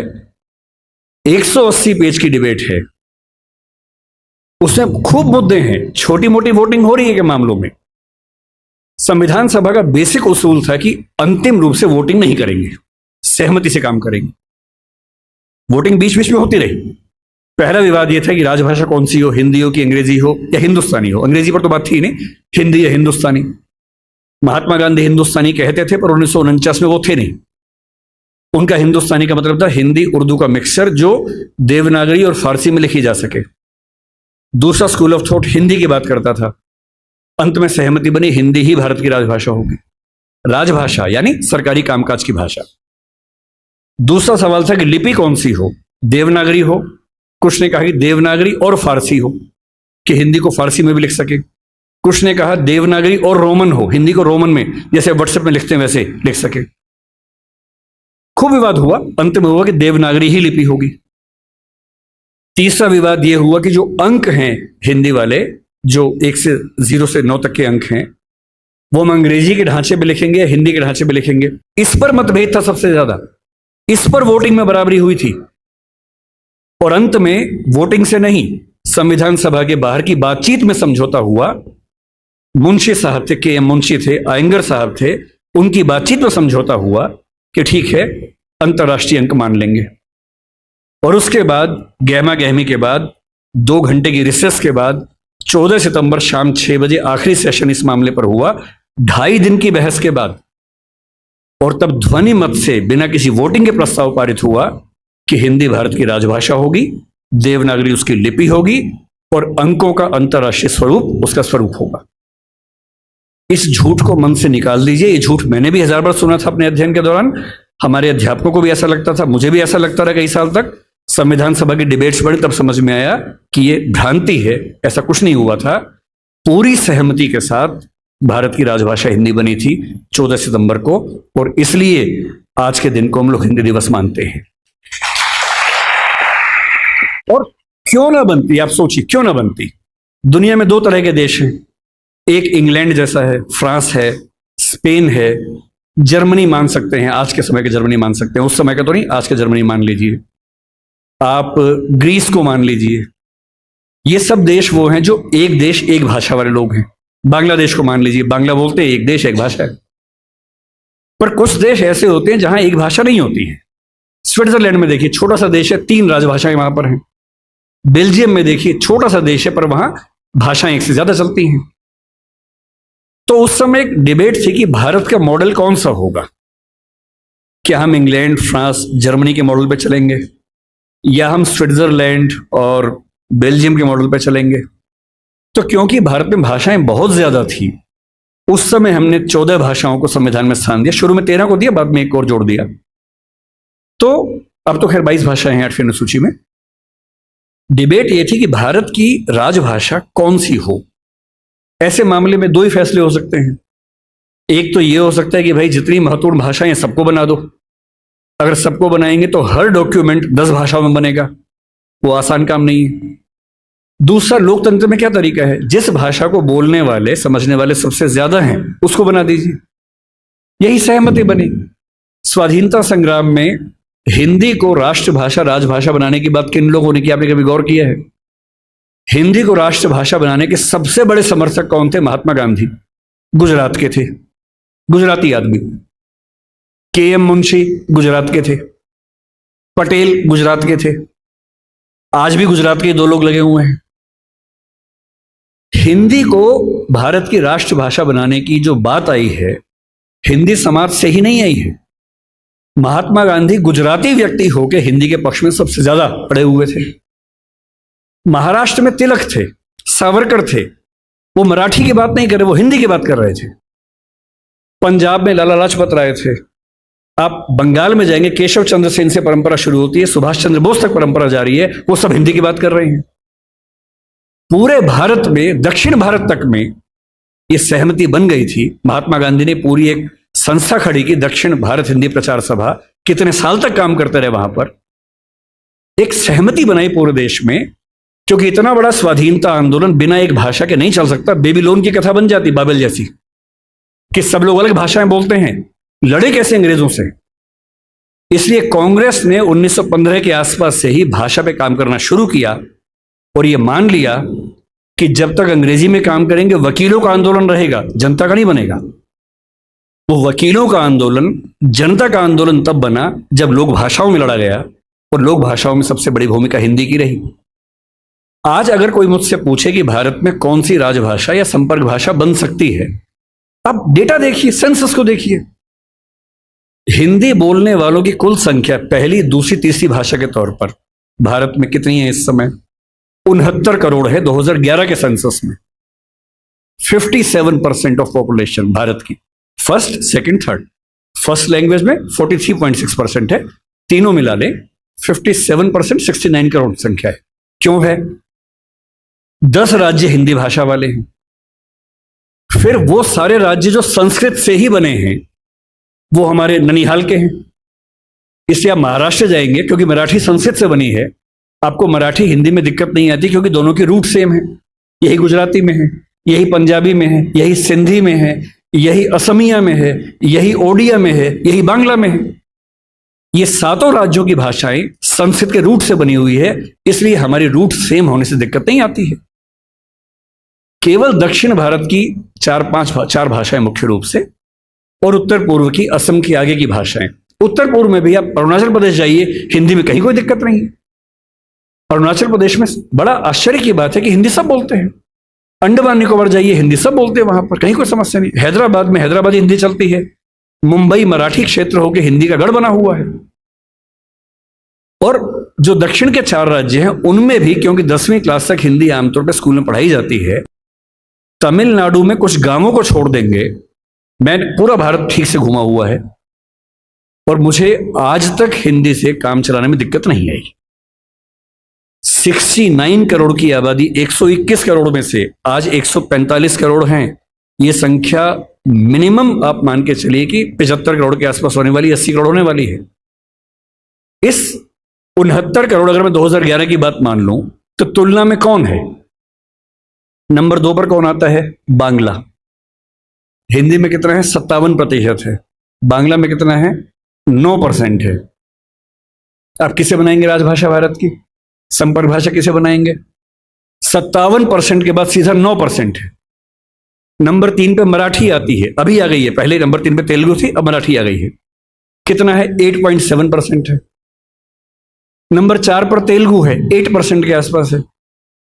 यानी एक भाषा बोलने वाले 57% हैं, नंबर 2 वाले 9, 8.7, 8, 6, 4, 3। क्या लोकतांत्रिक तरीके से कोई कंपटीशन बनता है किसी तरह का? और संपर्क भाषा संविधान लिखे या ना लिखे, संविधान में लिखा भी नहीं है। संविधान में कहीं नहीं लिखा कि भारत की संपर्क भाषा कौन सी है, ना लिखा है भारत की राष्ट्रभाषा कौन सी है, केवल लिखा है भारत की राजभाषा कौन सी है। 14 सितंबर को हुआ था, उस समय आर्टिकल 301 था, लेकिन जब संविधान फाइनल हुआ तो आर्टिकल 343 से 351 तक का हिस्सा जो अंतिम प्रारूप संविधान का बना उसमें राजभाषा का है। भाग 17 है, जो प्रारूप में भाग 14 था। इसलिए हमें डरने की जरूरत नहीं है। हम स्वाभाविक तौर पर भारत के भाषा के डेमोग्राफी के नक्शे में सबसे बुलंद आवाज हैं, तो हमारी आवाज की पहचान होनी चाहिए। हमें खौफ किस बात का होना चाहिए? क्यों मिरांडा बनने की जरूरत है भाई? अपने धौस में रहिए, आत्मविश्वास से भर के रहिए। और इसलिए आप भारत में कहीं चले जाइए, भारत का हर ऑटो वाला, टैक्सी वाला अपनी भाषा और काम चलाऊ हिंदी जानता है, क्योंकि उसको पता है कि भारत में काम करने के लिए बहुत मुफीद है, सहज है कि हिंदी आ गई तो अब सबसे काम चला लेते हैं और इसी हिंदी संपर्क भाषा बनती है। राष्ट्रभाषा की पदवी संविधान में नहीं है। हमें उसकी ऐसी जिद नहीं करनी चाहिए, क्योंकि हम पर एक आरोप है, हमें उससे बचना चाहिए। हमें भाषा का सम्मान करना है, दूसरी भाषाओं का अपमान नहीं करना है। हमें भाषा के लिए संघर्ष उस तरह से नहीं करना कि सबको काट देंगे, मार देंगे। हमें यह नहीं कहना कि अंग्रेजी खत्म करो, तेलुगु खत्म करो, तमिल खत्म करो, नहीं। सबके साथ रहना है। जैसे संसदीय व्यवस्था में प्रधानमंत्री सारे मंत्रियों के बराबर, किंतु उनसे एक पायदान ऊपर होता है, क्योंकि वो डिवीजन करता है। ठीक वैसे भारत की सारी भाषाएं राष्ट्रीय भाषाएं। तमिल भी राष्ट्रभाषा है भाई, तेलुगु है, मराठी है, कन्नड़ है, असमिया है, सब राष्ट्रभाषाएं हैं। इन सब में सबसे ज्यादा हमारी भाषा बोली जाती है, तो सिंबॉलिकली हम थोड़े ज्यादा राष्ट्रभाषा है, क्योंकि पूरा राष्ट्र हमें समझ पाता है। पर जिस दिन आपने ये तेवर अपना हटा लिया, अभी तेवर क्या है? आप बीच बीच में बाकी भाषाओं के खिलाफ खड़े हो जाते हैं। बड़ा खराब लगता है। अगर आप दक्षिण भारत की भाषाओं का विरोध करेंगे और फिर कहेंगे कि वो हिंदी सीखे, कोई मजाक है क्या? आत्मसम्मान क्या केवल हम में होता है, उनमें नहीं होता है? एक भी व्यक्ति का आत्मसम्मान बिल्कुल भी प्रभावित ना हो, अगर इस तेवर के साथ अपनी भाषा को आगे लेके बढ़ेंगे तो भाषा आगे बढ़ेगी। हिंदी को संविधान सभा ने और संसद ने कम बढ़ाया है, शाहरुख खान ने ज्यादा बढ़ाया है, अमिताभ बच्चन ने ज्यादा बढ़ाया है, और आज की दुनिया में तेवर बदला है, उसका जिक्र भी करता हूं। इसलिए अगर आप चाहते हैं कि हिंदी सच में राष्ट्रभाषा बने, राष्ट्रभाषा संविधान में कोई शब्द नहीं है। गुजरात हाईकोर्ट ने 2010 में स्पष्ट निर्णय दिया है कि राष्ट्रभाषा की धारणा भारतीय संविधान में कहीं नहीं है। राष्ट्रभाषा होती है राष्ट्र की आत्मा की भाषा, और आत्मा की भाषा संविधान से नहीं बनती है, आत्मा से बनती है, बातचीत से बनती है, संवाद से बनती है, सहमति से बनती है। अगर आप सच में चाहते हैं कि तमिलनाडु, केरल, आंध्र प्रदेश, तेलंगाना, कर्नाटक, नागालैंड, त्रिपुरा, मिजोरम, मेघालय के लोग हिंदी सीखें,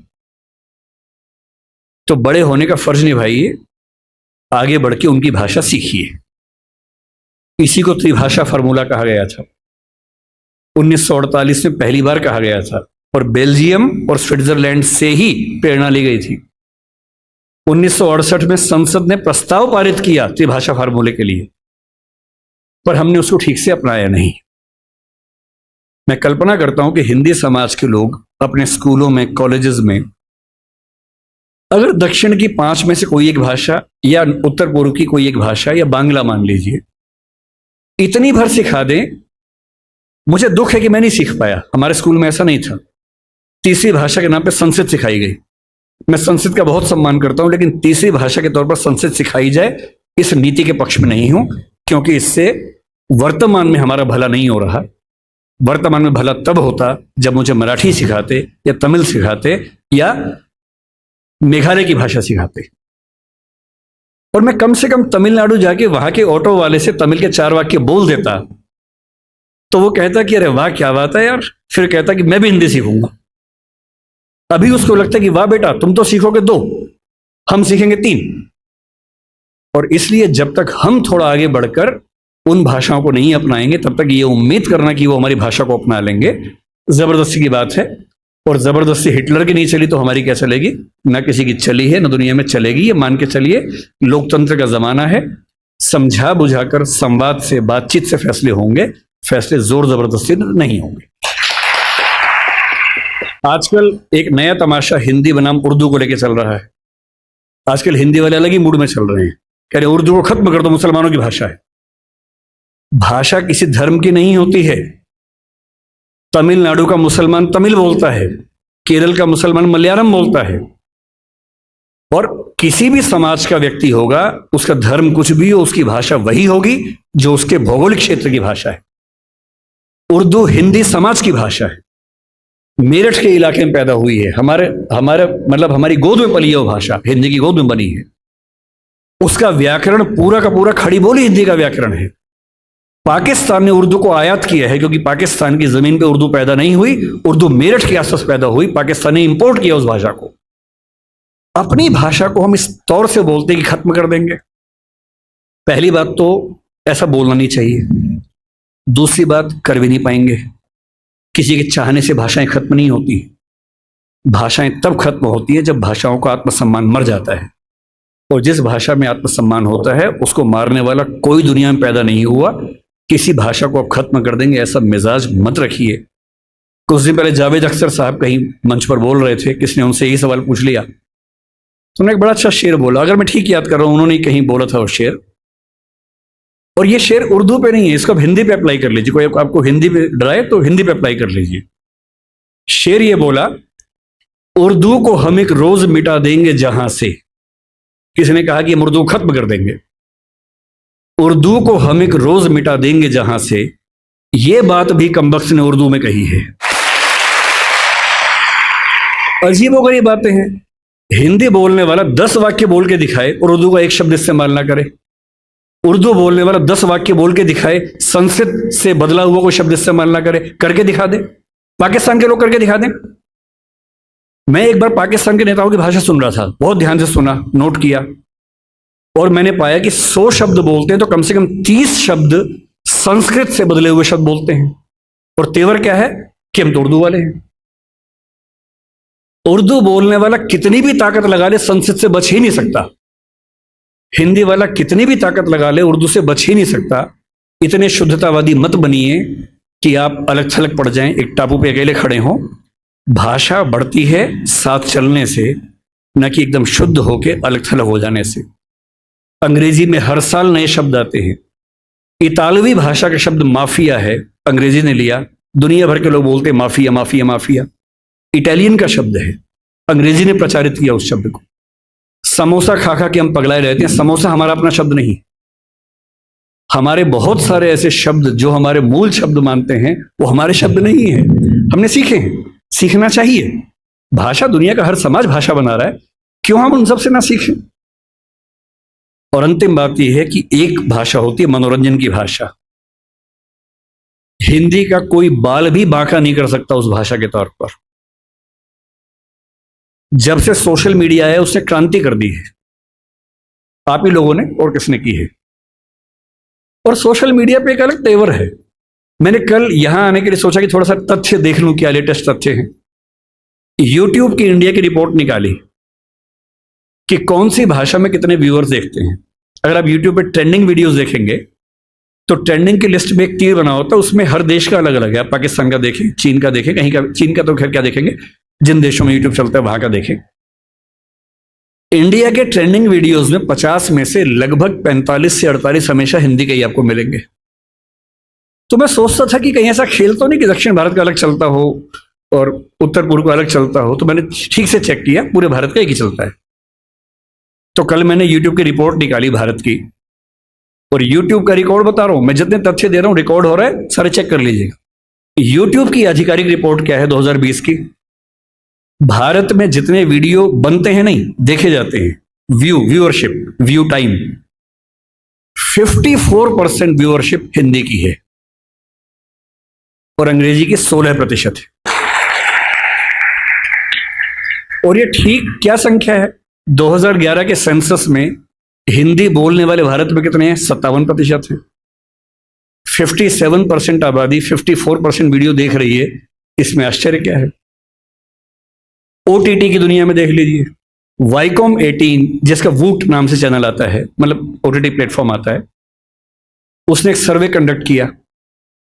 उन्होंने खूब कोशिश की, अंग्रेजी में की और भाषाओं में की, और अभी कुछ दिन पहले उन्होंने एक निकाली अपनी रिपोर्ट और बताया कि हम ओटीटी पर कितने भी एक्सपेरिमेंट्स कर लें, ओटीटी में हिंदी की भागीदारी 50% से ज्यादा ही रहती है, कम नहीं होती है।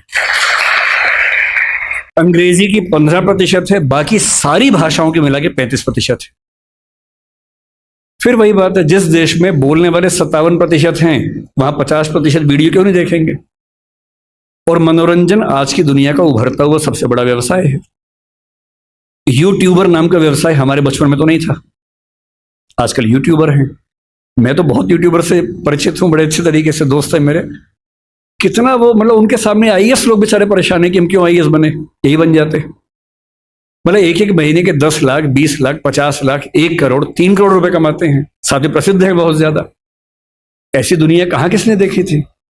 कोई ट्विटर पे है, कोई इंस्टा पे प्रसिद्ध है, और अपनी भाषा की वजह से है। अच्छा, इंडस्ट्री में अंग्रेजी का बोलबाला ज्यादा है। मैंने कुछ दिन पहले एक फिल्म में थोड़ा सा काम किया, उस फिल्म का नाम 12th फेल है, अभी आने वाली अगले महीने 27 अक्टूबर को आएगी वो फिल्म। उसमें मेरी भूमिका स्क्रिप्ट राइटिंग में ठीक ठाक थी और बाद में एक्टिंग भी मुझे करनी पड़ी। मेरा अपना ही रोल है, अपना ही कैरेक्टर है, छोटा सा है, ऐसा नहीं है कि मैं फिल्म का हीरो हूं, छोटा सा रोल है। कहीं आप जाएं और आपको बड़ी निराशा हो, थोड़ा सा है। तो मैं स्क्रिप्ट राइटिंग कर रहा था, फिल्म हिंदी की है, विधु विनोद चोपड़ा उस फिल्म के डायरेक्टर हैं और प्रोड्यूसर भी हैं। तो उन्होंने मुझसे कहा कि स्क्रिप्ट हमने लिखी है लेकिन उस पर थोड़ा सा काम करने की जरूरत है। फिर तय हुआ कि हम फिर से स्क्रिप्टिंग करेंगे उस फिल्म की। तो करीब 70 सीनें, जिनमें से अनुमान से 20-25 मैंने खुद लिखी हैं। वो बड़ा मुश्किल काम होता है, मुझे लगता था कि 2-4 दिन का काम होगा, लेकिन वो 6 से 8 घंटे में एक सीन हो पाता था, तो 2-2 दिन में जाके एक सीन पूरा होता था। बड़ा मुश्किल काम था। फिर खारिज भी होता था, उसमें फिर अमेंडमेंट्स होते थे। 100 बार तो फाइनल ही हुआ, फाइनल नंबर 2, फाइनल नंबर 3, ऐसे करते करते फाइनल होता था।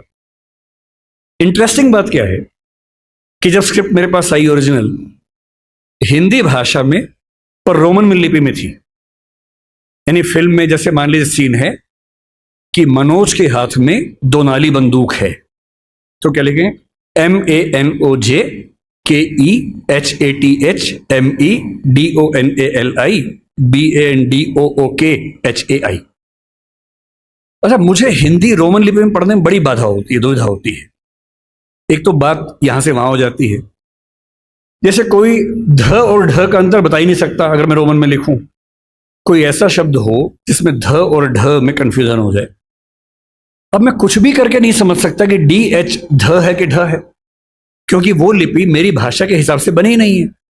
ड़ अंग्रेजी में मैं कितनी भी कोशिश करूं लिख ही नहीं सकता हूं, ण लिख ही नहीं सकता हूं। मैं हरियाणा में जा रहा हूं और मैं हरियाणा में बोल रहा हूं कि बालक इधर आ, बालक नहीं बोलते हैं, ड़ बोलते हैं, जो ड़ भी नहीं है, ल भी नहीं है, दोनों के बीच के साउंड है।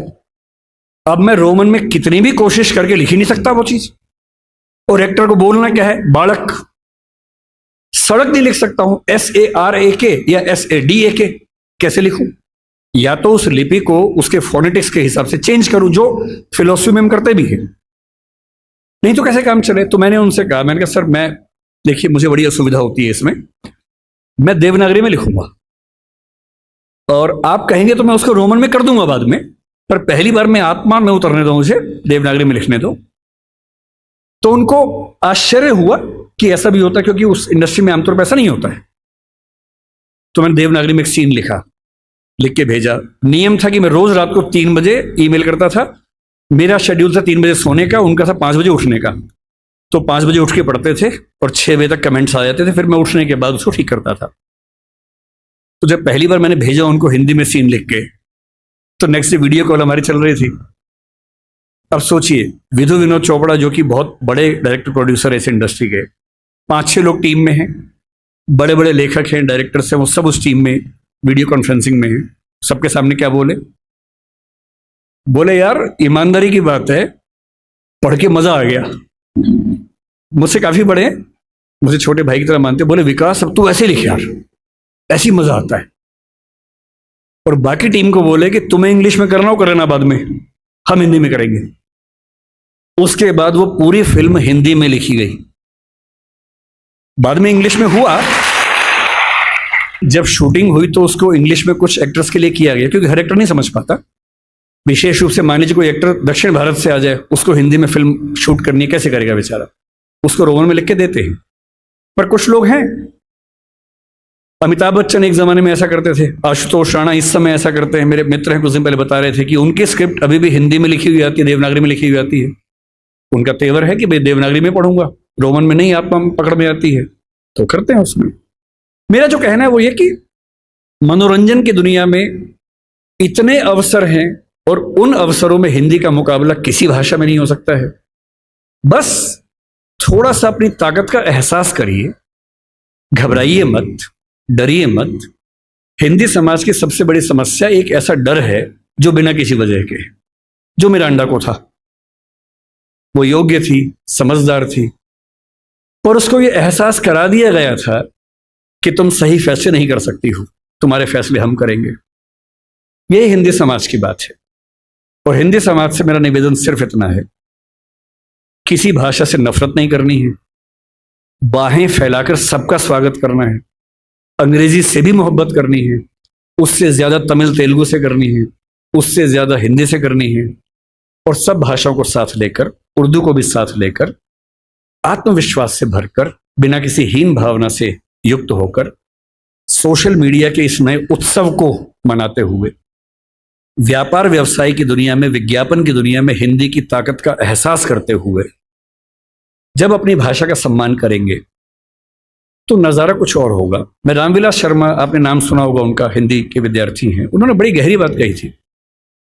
उनका एक कंसेप्ट है, आपने पढ़ाई होगा, हिंदी जातीयता को लेकर उन्होंने खूब बात की। उन्होंने कहा कि भारत की अकेली हिंदी भाषा है जिसमें जातीयता की भावना कम है। जो मैंने कहा ना कि स्पेनिश लोगों में, डच लोगों में, उन सब में अपनी भाषा के सम्मान का भाव है, जर्मन लोगों में, फ्रेंच लोगों में, वो भाव आपको मराठी में दिखेगा, तमिल में, तेलुगु में, कन्नड़ में, ओडिया में, बांग्ला में, सब में दिखता है। अपनी भाषा को लेकर एक गरिमा का भाव, सम्मान का भाव, पता नहीं क्यों वो हिंदी में नहीं दिखता है।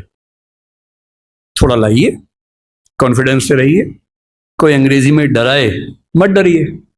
भारत में कोई आपसे कहे कि तुमको इंग्लिश नहीं आती है, उतना ही तेवर से कहिए तुमको हिंदी नहीं आती है।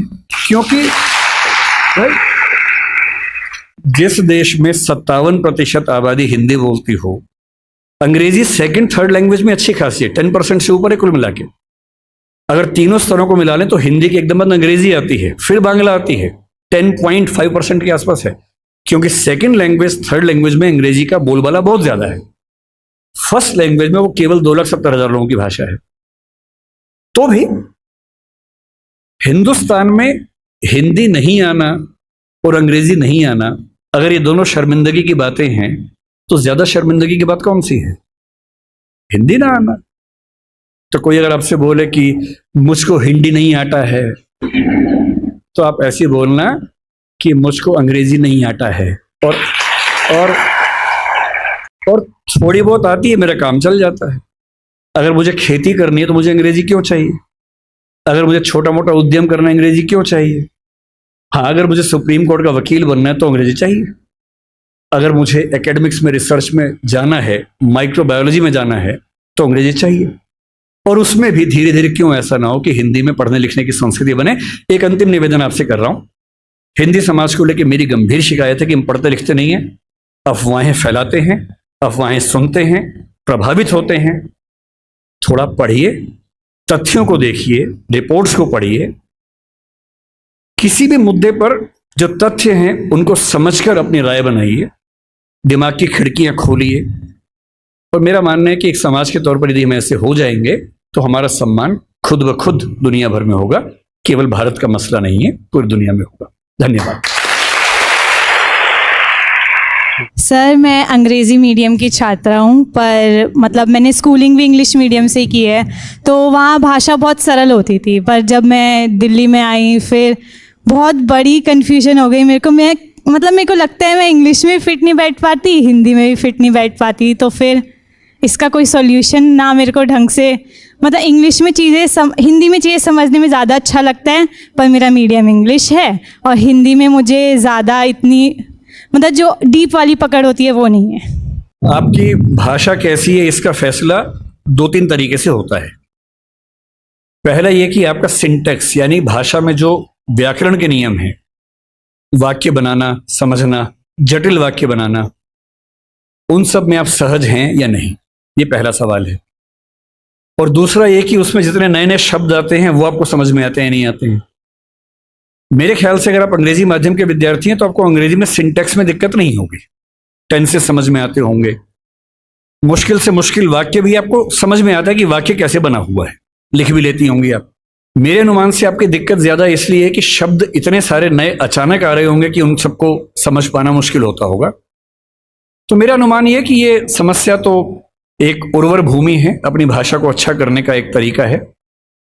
और पहले के लोग बोलते थे कि रोज 5 नए शब्द सीखो, वो एक आउटडेटेड कंसेप्ट है।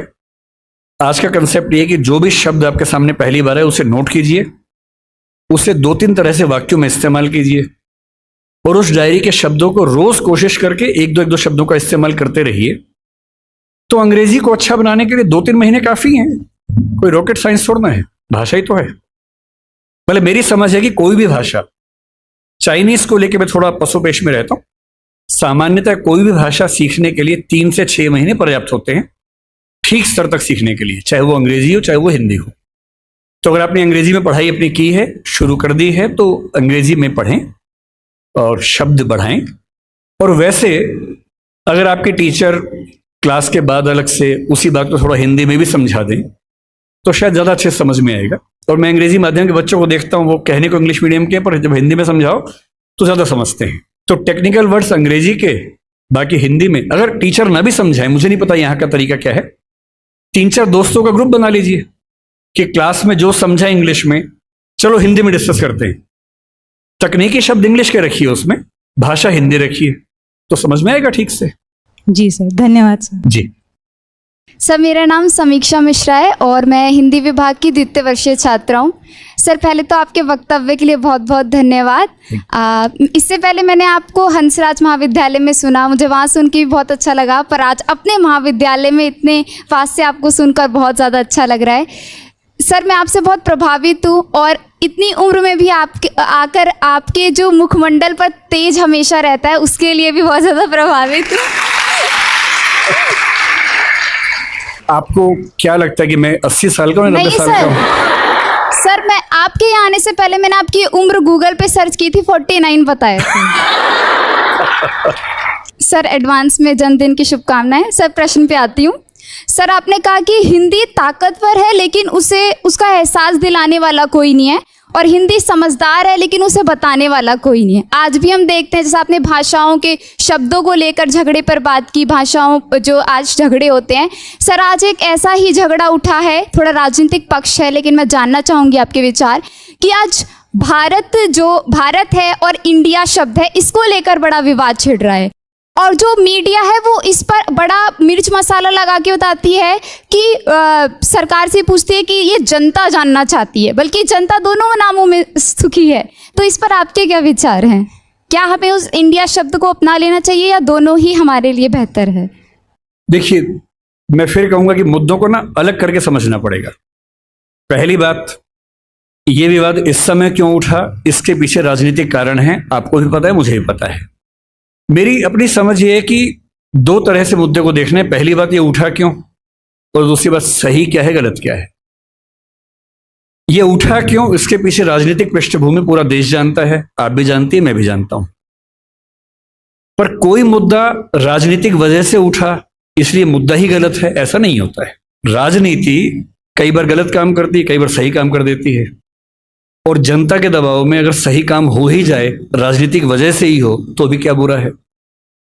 अब आते हैं इस सवाल पर कि भारत और इंडिया में से क्या सही है। संविधान सभा में इस पर खूब बहस हुई थी। यह हमारे संविधान का अनुच्छेद 1 है और उसमें लिखा हुआ है, India that is Bharat shall be A union of states. बड़ी इंटरेस्टिंग बात है कि उस समय डिबेट थी कि भारत का नाम भारत रखें या इंडिया रखें। कुछ लोगों ने आर्यव्रत भी कहा, आर्यव्रत कहा, कुछ ने हिंदुस्तान कहा, सब नाम चले। अंत में सहमति बनी कि नहीं, भारत और इंडिया ही ठीक है। नेहरू जी ने खुल के तो नहीं, पर नेहरू जी के पर्सपेक्टिव से जो बात वहां पर ज्यादा आई वो ये थी कि हमारे संविधान के बनने की प्रक्रिया में जो बहुत सारे एक्ट थे जो अंग्रेजों ने बनाए थे, जैसे इंडिया इंडिपेंडेंस एक्ट 1947 का है, 1935 का एक्ट था, उन सब में इंडिया का इस्तेमाल था। उस समय के भारत की तरफ से जो समझौते अंतर्राष्ट्रीय थे उन सब में इंडिया नाम था। पश्चिम की दुनिया हमें इंडिया के नाम से जानती थी, अमेरिका हो, फ्रांस हो, कोई भी हो, सब इंडिया जानते थे। नेहरू जी का मिजाज जो था वो ये भी था कि हमें ग्लोबल पर्सपेक्टिव में चीजों को देखना है, पूरी दुनिया से संवाद करना है, क्योंकि उनकी रुचि अंतर्राष्ट्रीय मुद्दों में ज्यादा थी, बहुत ज्यादा थी। मेरे ख्याल से इन सब वजहों से तय हुआ कि हम अपना नाम इंडिया रखेंगे, पर इंडिया के बराबर महत्व भारत का भी रहेगा। तो लिखा गया India that is Bharat. India जो कि भारत है, राज्यों का एक संघ होगा। 4 दिन पहले की बात है, मैं हॉलैंड में एक टैक्सी में बैठा हुआ था। इंटरेस्टिंग बात सोच के देखिए, टैक्सी का ड्राइवर मोरक्को का रहने वाला था। उसको जैसे ही पता लगा मैं भारत से हूं, उसने मुझसे यही सवाल पूछा। उसने कहा कि यू आर फ्रॉम इंडिया? मैंने कहा yes. We are listing to a debate India और Bharat, what do you think? मैं बड़ा चकित कि ये मोरक्को का आदमी हॉलैंड में रहता है, इसके मन में ये सवाल आ रहा है। तो मैंने कहा कि ये तो राजनीतिक कारणों से हुआ है, लेकिन बात अपने आप में सही है। मैंने कहा जैसे बॉम्बे मुंबई हुआ, मुझे खुशी हुई, क्योंकि मुंबई की आबादी के लिए मुंबई में जो मजा है वो बॉम्बे में नहीं है। बॉम्बे तो अंग्रेजों ने नाम दिया था। कोलकाता को कैलकाटा अंग्रेजों ने किया, तो बंगाल के लोगों ने कोलकाता कर दिया उसको। दिल्ली को दिल्ली के लोगों ने दिल्ली कर दिया, दिल्ली ही बना के रखा हुआ है, DILLI, ये होना चाहिए। काहे के दिल्ली भाई, हम क्यों दिल्ली बोलेंगे दिल्ली को? ये सारे तर्क अगर सही हैं, अगर बर्मा का नाम म्यांमार होना सही है क्योंकि उनकी जनता की आवाज तो म्यांमार में है, बर्मा में नहीं है। श्रीलंका और सीलोन की डिबेट में वो अपने आप को सीलोन ना मानना चाहे, श्रीलंका मानना चाहें, क्योंकि उनकी भाषा श्रीलंका बोलती है। तो मेरे मन में सवाल बड़ा साफ आता है कि भारत इंडिया क्यों होना चाहिए। मैं फिर स्पष्ट कर दूं, मैं सरकार के पक्ष में नहीं बोल रहा हूं, मुझे उनसे रत्ती भर मतलब नहीं, मैं एक विचार की बात कर रहा हूं। और मैं जब संविधान पढ़ाया करता था, अनुच्छेद 1 पढ़ाते हुए मैं हमेशा बोलता था कि मुझे चुभन होती है ये पढ़ते हुए कि इंडिया दैट इज भारत। दोनों ही लिखने थे तो भारत दैट इज इंडिया कर देते। अगर दोनों ही लिखने थे, ठीक है, दोनों रखें, क्या दिक्कत है।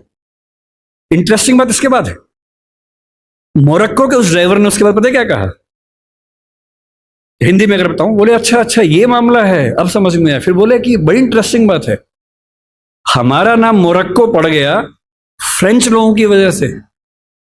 मोरक्को के लोग मोरक्को को मगरिब बोलते हैं। और जब मैं सऊदी अरबिया गया, सऊदी अरब के लोगों ने मुझसे पूछा कहां से आए हो, मैंने कहा मोरक्को। उन्होंने इस भाव से देखा कि मैं पागल हूं, बोले नहीं, मगरिब से आए हो।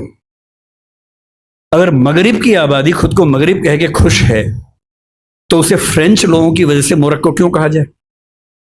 इंडिया शब्द वेस्ट ने दिया और बुरे भाव से दिया। उनकी नजर में इंडियन होने का मतलब है बहुत पिछड़ा हुआ होना, रेड इंडियंस, वेस्ट इंडियंस। तो आज ये क्यों हुआ? मैं समझता हूं कि राजनीतिक निहितार्थ है और उस राजनीति में मेरी रुचि जरा सी भी नहीं है, लेकिन ये आज हो या कभी भी हो, मैं इस पक्ष में हूं कि देश का नाम देश की भाषा में होना चाहिए और देश की भाषा भारत के पक्ष में है। आप इंडिया भी रख लीजिए, इंडिया दैट इज भारत के बदले भारत दैट इज इंडिया मेरी पहली पसंद होगी। मुझे इंडिया से दिक्कत नहीं है, पर भारत मेरी पहली मोहब्बत है। नमस्ते सर, मेरा नाम अदिति सिंह है और मैं हिंदी ऑनर्स की छात्रा हूँ। मेरा सवाल आपसे ये है कि अगर आपको भारत का एजुकेशन मिनिस्टर बनने का अवसर मिले तो आप हिंदी को लेकर कौन से नए बदलाव करना चाहेंगे या कौन सी नई पॉलिसीज़ को इंट्रोड्यूस करना चाहेंगे? पहली बात तो ऐसा होगा नहीं, है ना, कोई मुझे क्यों बनाएगा। लेकिन अगर मैं इस हाइपोथेटिकल सिचुएशन में चला ही जाऊं कि मैं भारत का शिक्षा मंत्री बन जाऊं, इसमें एक समस्या ये है कि भारत में शिक्षा समवर्ती सूची का विषय है। समवर्ती सूची का मतलब है कि केंद्र सरकार के पास शक्तियां सीमित हैं, राज्यों की अपनी शक्तियां हैं। तो सबसे पहली बात, मैं राज्यों पर थोपूंगा कुछ भी नहीं, मैं सारे राज्यों के शिक्षा मंत्रियों के साथ संवाद करूंगा। मैं उन सबको प्रेरित करूंगा, समझाऊंगा।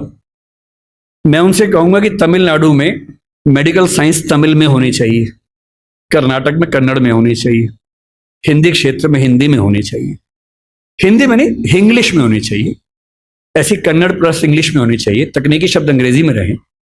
और वो शिक्षा सिर्फ मेडिकल साइंस क्यों, इंजीनियरिंग भी, लॉ में भी, जुडिशरी में भी। मैं ये भी चाहूंगा कि भारत के हर एग्जाम में, केंद्र के हर एग्जाम में अंग्रेजी और हिंदी का समान महत्व होना चाहिए। और राज्य स्तरीय हर परीक्षा में उस राज्य की राजभाषाओं का सम्मान होना चाहिए।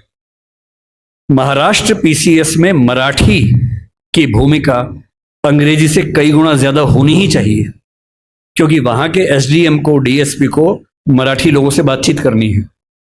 और यदि किसी राज्य में 2-3 राजभाषाएं हैं तो वहां की परीक्षा में उन दोनों तीनों राजभाषाओं की परीक्षा होनी चाहिए, ताकि वो व्यक्ति सेवाओं में आए जो उन भाषाओं को बोल सकता है।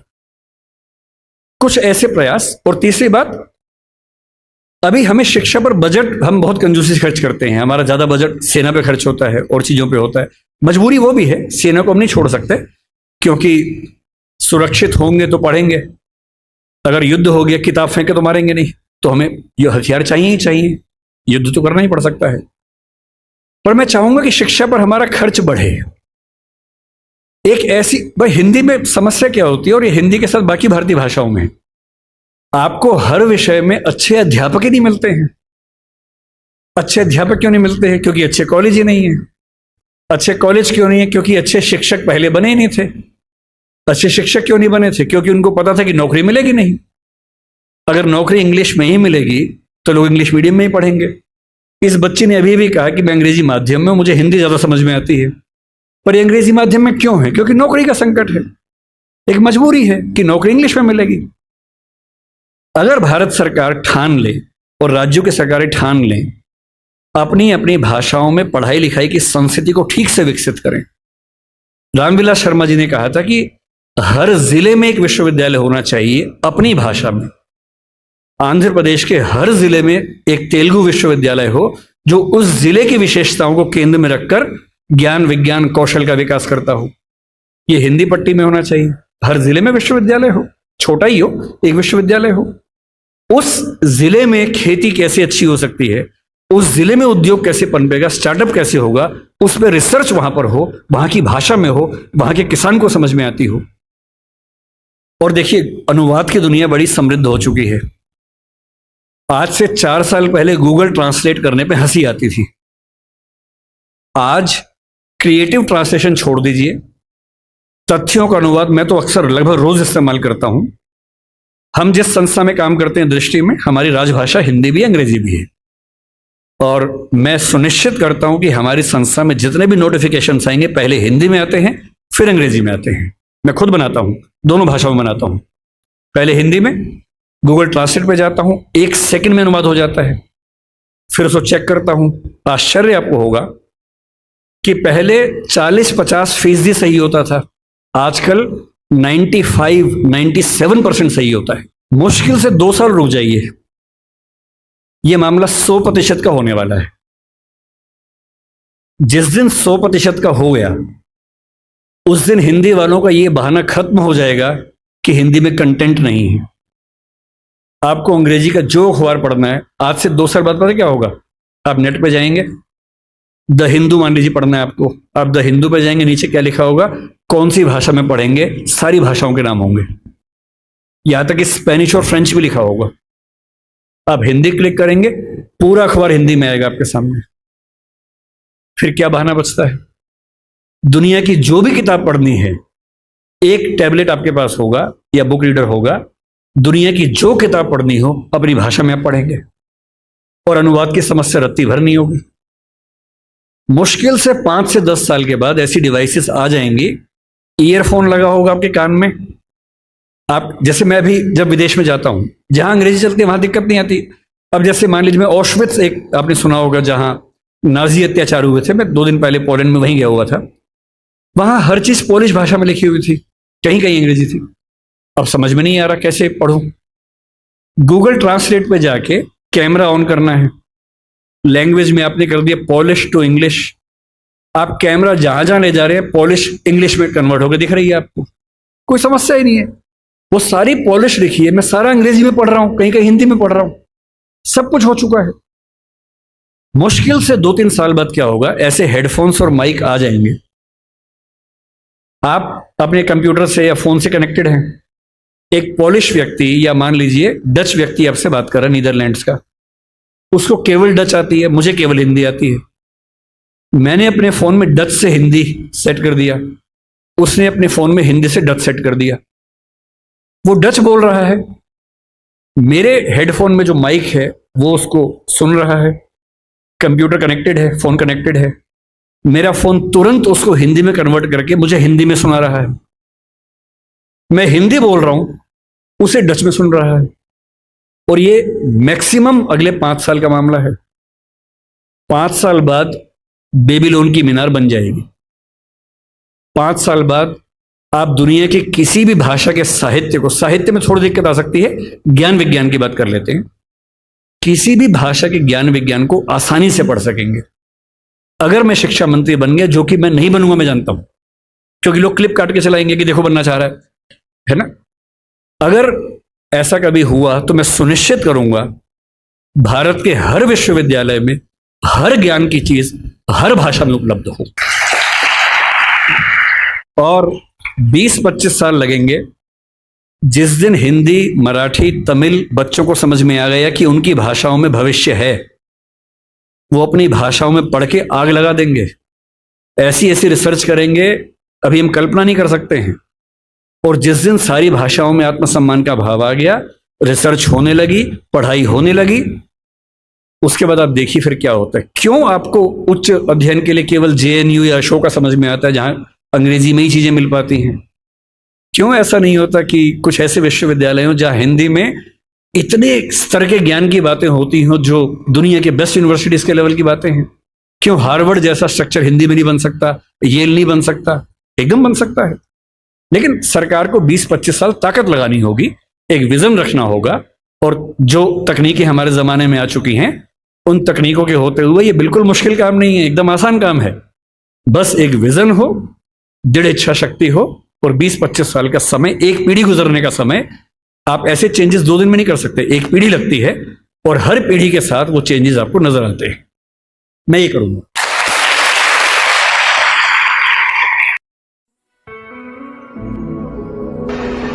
अगर आप अपने आसपास के लोगों पर थोड़ा विचार करेंगे तो आप उनके प्रति बहुत करुणा से भर जाएंगे। हम यहां इतने लोग बैठे हुए हैं, नहीं कह सकता सांझ इनमें से कोई समाप्त हो जाए।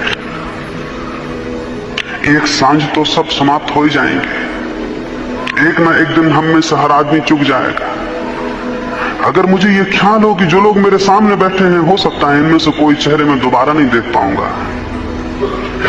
तो क्या मेरे हृदय में उनके प्रति करुणा पैदा नहीं होगी? एक बगीचे में अभी अभी मैं गया और वहां फूल खिले हैं, सांझ वो मुरझा जाएंगे। छोटी सी घड़ी है उनके जीवन की, अभी खिले हैं, सुबह सांझ मुरझा जाएंगे। क्या इस बात का स्मरण कि ये फूल जो भी मुस्कुरा रहे हैं सांझ गिर जाएंगे और धूल में मिल जाएंगे, उनके प्रति करुणा को पैदा नहीं कर देगा? क्या ये ख्याल कि रात में जो तारे हैं उनमें से कोई टूट जाता है और बिखर जाता है, क्या तारों के प्रति करुणा को पैदा नहीं करते? अगर बोध हो तो इस चारों तरफ देखने पर हर एक के प्रति करुणा मालूम होगी, बहुत दया मालूम होगी। इतना थोड़ा ये मिलन है, इतना मुश्किल ये जीवन है, इतनी दुर्लभ ये घटना है, और इतनी वासनाएं और इतनी तृष्णाएं और इतनी पीड़ाएं हैं हर एक के भीतर। फिर भी हम किसी तरह जीते हैं और किसी तरह प्रेम करते हैं और किसी तरह दो सुंदर कृतियां बनाते हैं। ये कितनी करुणा नहीं पैदा कर देगा। बुद्ध के ऊपर एक दफा एक आदमी ने आके थूक दिया, इतने गुस्से में आ गया, उनके ऊपर थूक दिया। उन्होंने उसको पहुंच लिया और उस आदमी से कहा कुछ और कहना है। उनके पास जो भिक्षु था आनंद, उसने कहा आप क्या बात कर रहे हैं? उसने कुछ कहा है? हमें आज्ञा दें, हम उसे ठीक करें तो हद हो गई, वो आपके ऊपर थूक दे। बुद्ध ने कहा वो कुछ कहना चाहता है, भाषा असमर्थ है। बुद्ध ने कहा वो कुछ कहना चाहता है, भाषा असमर्थ है, वेग तीव्र है, कह नहीं सका, क्रिया से प्रकट किया है। इसको मैं कहता हूं करुणा। बुद्ध उस पर दया खाए कि कितनी भाषा असमर्थ है। वो कुछ कहना चाहता है, कोई बड़ी क्रोध की बात है, उसे प्रकट करना चाहता है, शब्द नहीं मिल रहे, थूक के जाहिर किया है। जब कोई मेरे पास प्रेम से आके मेरे हाथ पे हाथ रख लेता है तो कितनी करुणा मालूम होना चाहिए। वो कुछ कहना चाहता है, भाषा असमर्थ है, हाथ से हाथ रख के कुछ कहने की कोशिश करता है। जब कोई किसी से गले मिलता है, भाषा असमर्थ है, आदमी कितना कमजोर है, कुछ कहना चाहता है, हृदय को हृदय के करीब ले आता है, कोई रास्ता नहीं मिलता। कल मैं यहां से जाता था, कोई लोग मेरे पैर पड़ने लगे और मुझे बड़ी करुणा आई। आदमी कितना असमर्थ है, कुछ कहना चाहता है और नहीं कह पाता और पैर पकड़ लेता है। मेरे पीछे मेरे एक प्रिय मित्र थे, वो विचारशील हैं, उन्होंने कहा ना ये मत करो। उन्होंने भी ठीक कहा। कितना बुरा हुआ है जगत में, पैर पड़ने वाले तो ठीक थे, पैर पड़ाने वाले पैदा हो गए हैं। तो उन्होंने ठीक ही कहा कि ना ये मत करो। मुझे उनकी बात ठीक लगी, लेकिन ठीक नहीं भी लगी। ठीक उन्होंने कहा ये गलत है कि दुनिया में कोई किसी से पैर पड़वाए, लेकिन वो दुनिया भी गलत होगी जिसमें ऐसे लोग ना रह जाएं जिनके पैर पड़ने का मन हो। और वो दुनिया भी गलत होगी जहां ऐसे हृदय न रह जाएं जो किसी के पैर में झुक जाएं। और वो दुनिया गलत होगी जबकि हम ऐसे भाव ना उठें जो बिना पैर पकड़े जाहिर नहीं हो सकते हैं। मेरी बात समझते हैं? वो दुनिया गलत होगी जब हम ऐसे भाव ना उठें जो कि बिना पैर पकड़े जाहिर नहीं हो सकते हैं। आदमी बहुत सूखा और बेईमानी हो जाएगा। और फिर मैं ये भी आपको स्मरण दिलाऊं, मैं हैरान हुआ हूं जब मैंने किसी को अपने पैर में झुकते देखा है, तो मैंने पाया वो मेरे पैर नहीं पकड़े हुए हैं। उसे मेरे पैर में कुछ दिख रहा है, वो शायद परमात्मा के पैर पकड़े हुए हैं। और जब भी कोई किसी के पैर में झुका है, आज तक झुकाया ना गया हो, जब भी कोई किसी के पैर में झुका है, वो सिर्फ परमात्मा के पैर में झुका है, वो किसी के पैरों में नहीं झुका। आखिर किसी के पैरों में क्या है जिसमें झुकने जैसा हो? लेकिन कोई भाव है भीतर जिसके लिए रास्ता नहीं मिलता। कल मुझे प्रेम करने वाला कोई मेरे पास था कमरे में, और सांझ जब नहाने जाने लगा और मैंने बल्ब जलाया तो उसने कहा कि प्रकाश हो गया, मुझे अपने पैर पकड़ लेने थे। मैं बहुत हैरान हुआ। और उन्होंने मेरे पैर पकड़ लिया और मैंने उनकी आंखों में जो आंसू देखे, उन आंसू से सुंदर जमीन पे कुछ भी नहीं है। इस जमीन पर उन आंसू से सुंदर न कोई कविता है, न कोई गीत है जो किसी प्रेम की घड़ी में उत्पन्न होते हैं। और अगर इनके प्रति बोध हो और अगर इनका स्मरण हो, अगर ये दिखाई पाते हो, तो आपको कितनी करुणा नहीं मालूम होगी। लेकिन आप क्या देख रहे हैं? आप लोगों में वो देख रहे हैं जिनसे करुणा तो नहीं पैदा होती, निंदा पैदा होती है। आप लोगों में वो देख रहे हैं जिनसे करुणा तो पैदा नहीं होती, क्रूरता पैदा होती है। आप लोगों में वो देख रहे हैं जो उनका असली हिस्सा नहीं है, जो उनका हृदय नहीं है, जो उनकी मजबूरियां हैं। एक आदमी मुझे गाली देता है, ये कोई हृदय है उसका? ये उसकी मजबूरी होगी। बुरे से बुरे आदमी के भीतर एक हृदय है जिस तक हमारी पहुंच हो पाए तो हम बहुत करुणा से भर जाएंगे, बहुत करुणा से भर जाएंगे। बुद्ध ने उस सुबह कहा था, दया आती है, दया आती है, भाषा कमजोर है आनंद। आदमी का हृदय बहुत कुछ कहना चाहता है, नहीं कह पाता है। उससे कहा कुछ और कहना है, वो आदमी और क्या कहता, अब तो कहना मुश्किल हो गया। वो लौट गया। रात वो बहुत पछताया। वो दूसरे दिन क्षमा मांगने आया, वो पैरों में गिर गया और रोने लगा। बुद्ध ने कहा, देखते हो आनंद, भाषा कमजोर है। अब भी वो कुछ कहना चाहता और नहीं कह पा रहा। कल भी उसने कुछ कहना चाहा था और नहीं कह पाया था, तब भी उसने कोई कृत्य किया था, अब भी कोई कृत्य कर रहा है। भाषा बहुत कमजोर है आनंद। और आदमी बड़ा दया योग है। और 4 दिन का ये जीवन है। और 4 दिन का भी हम कहते हैं, 4 घड़ी का भी क्या है। और इस 4 घड़ी के मिलन में अगर हम करुणा से न भर जाएं एक दूसरे के प्रति, तो हम आदमी ही ना थे। हमने जीवन को जाना भी नहीं, हम पहचाने नहीं।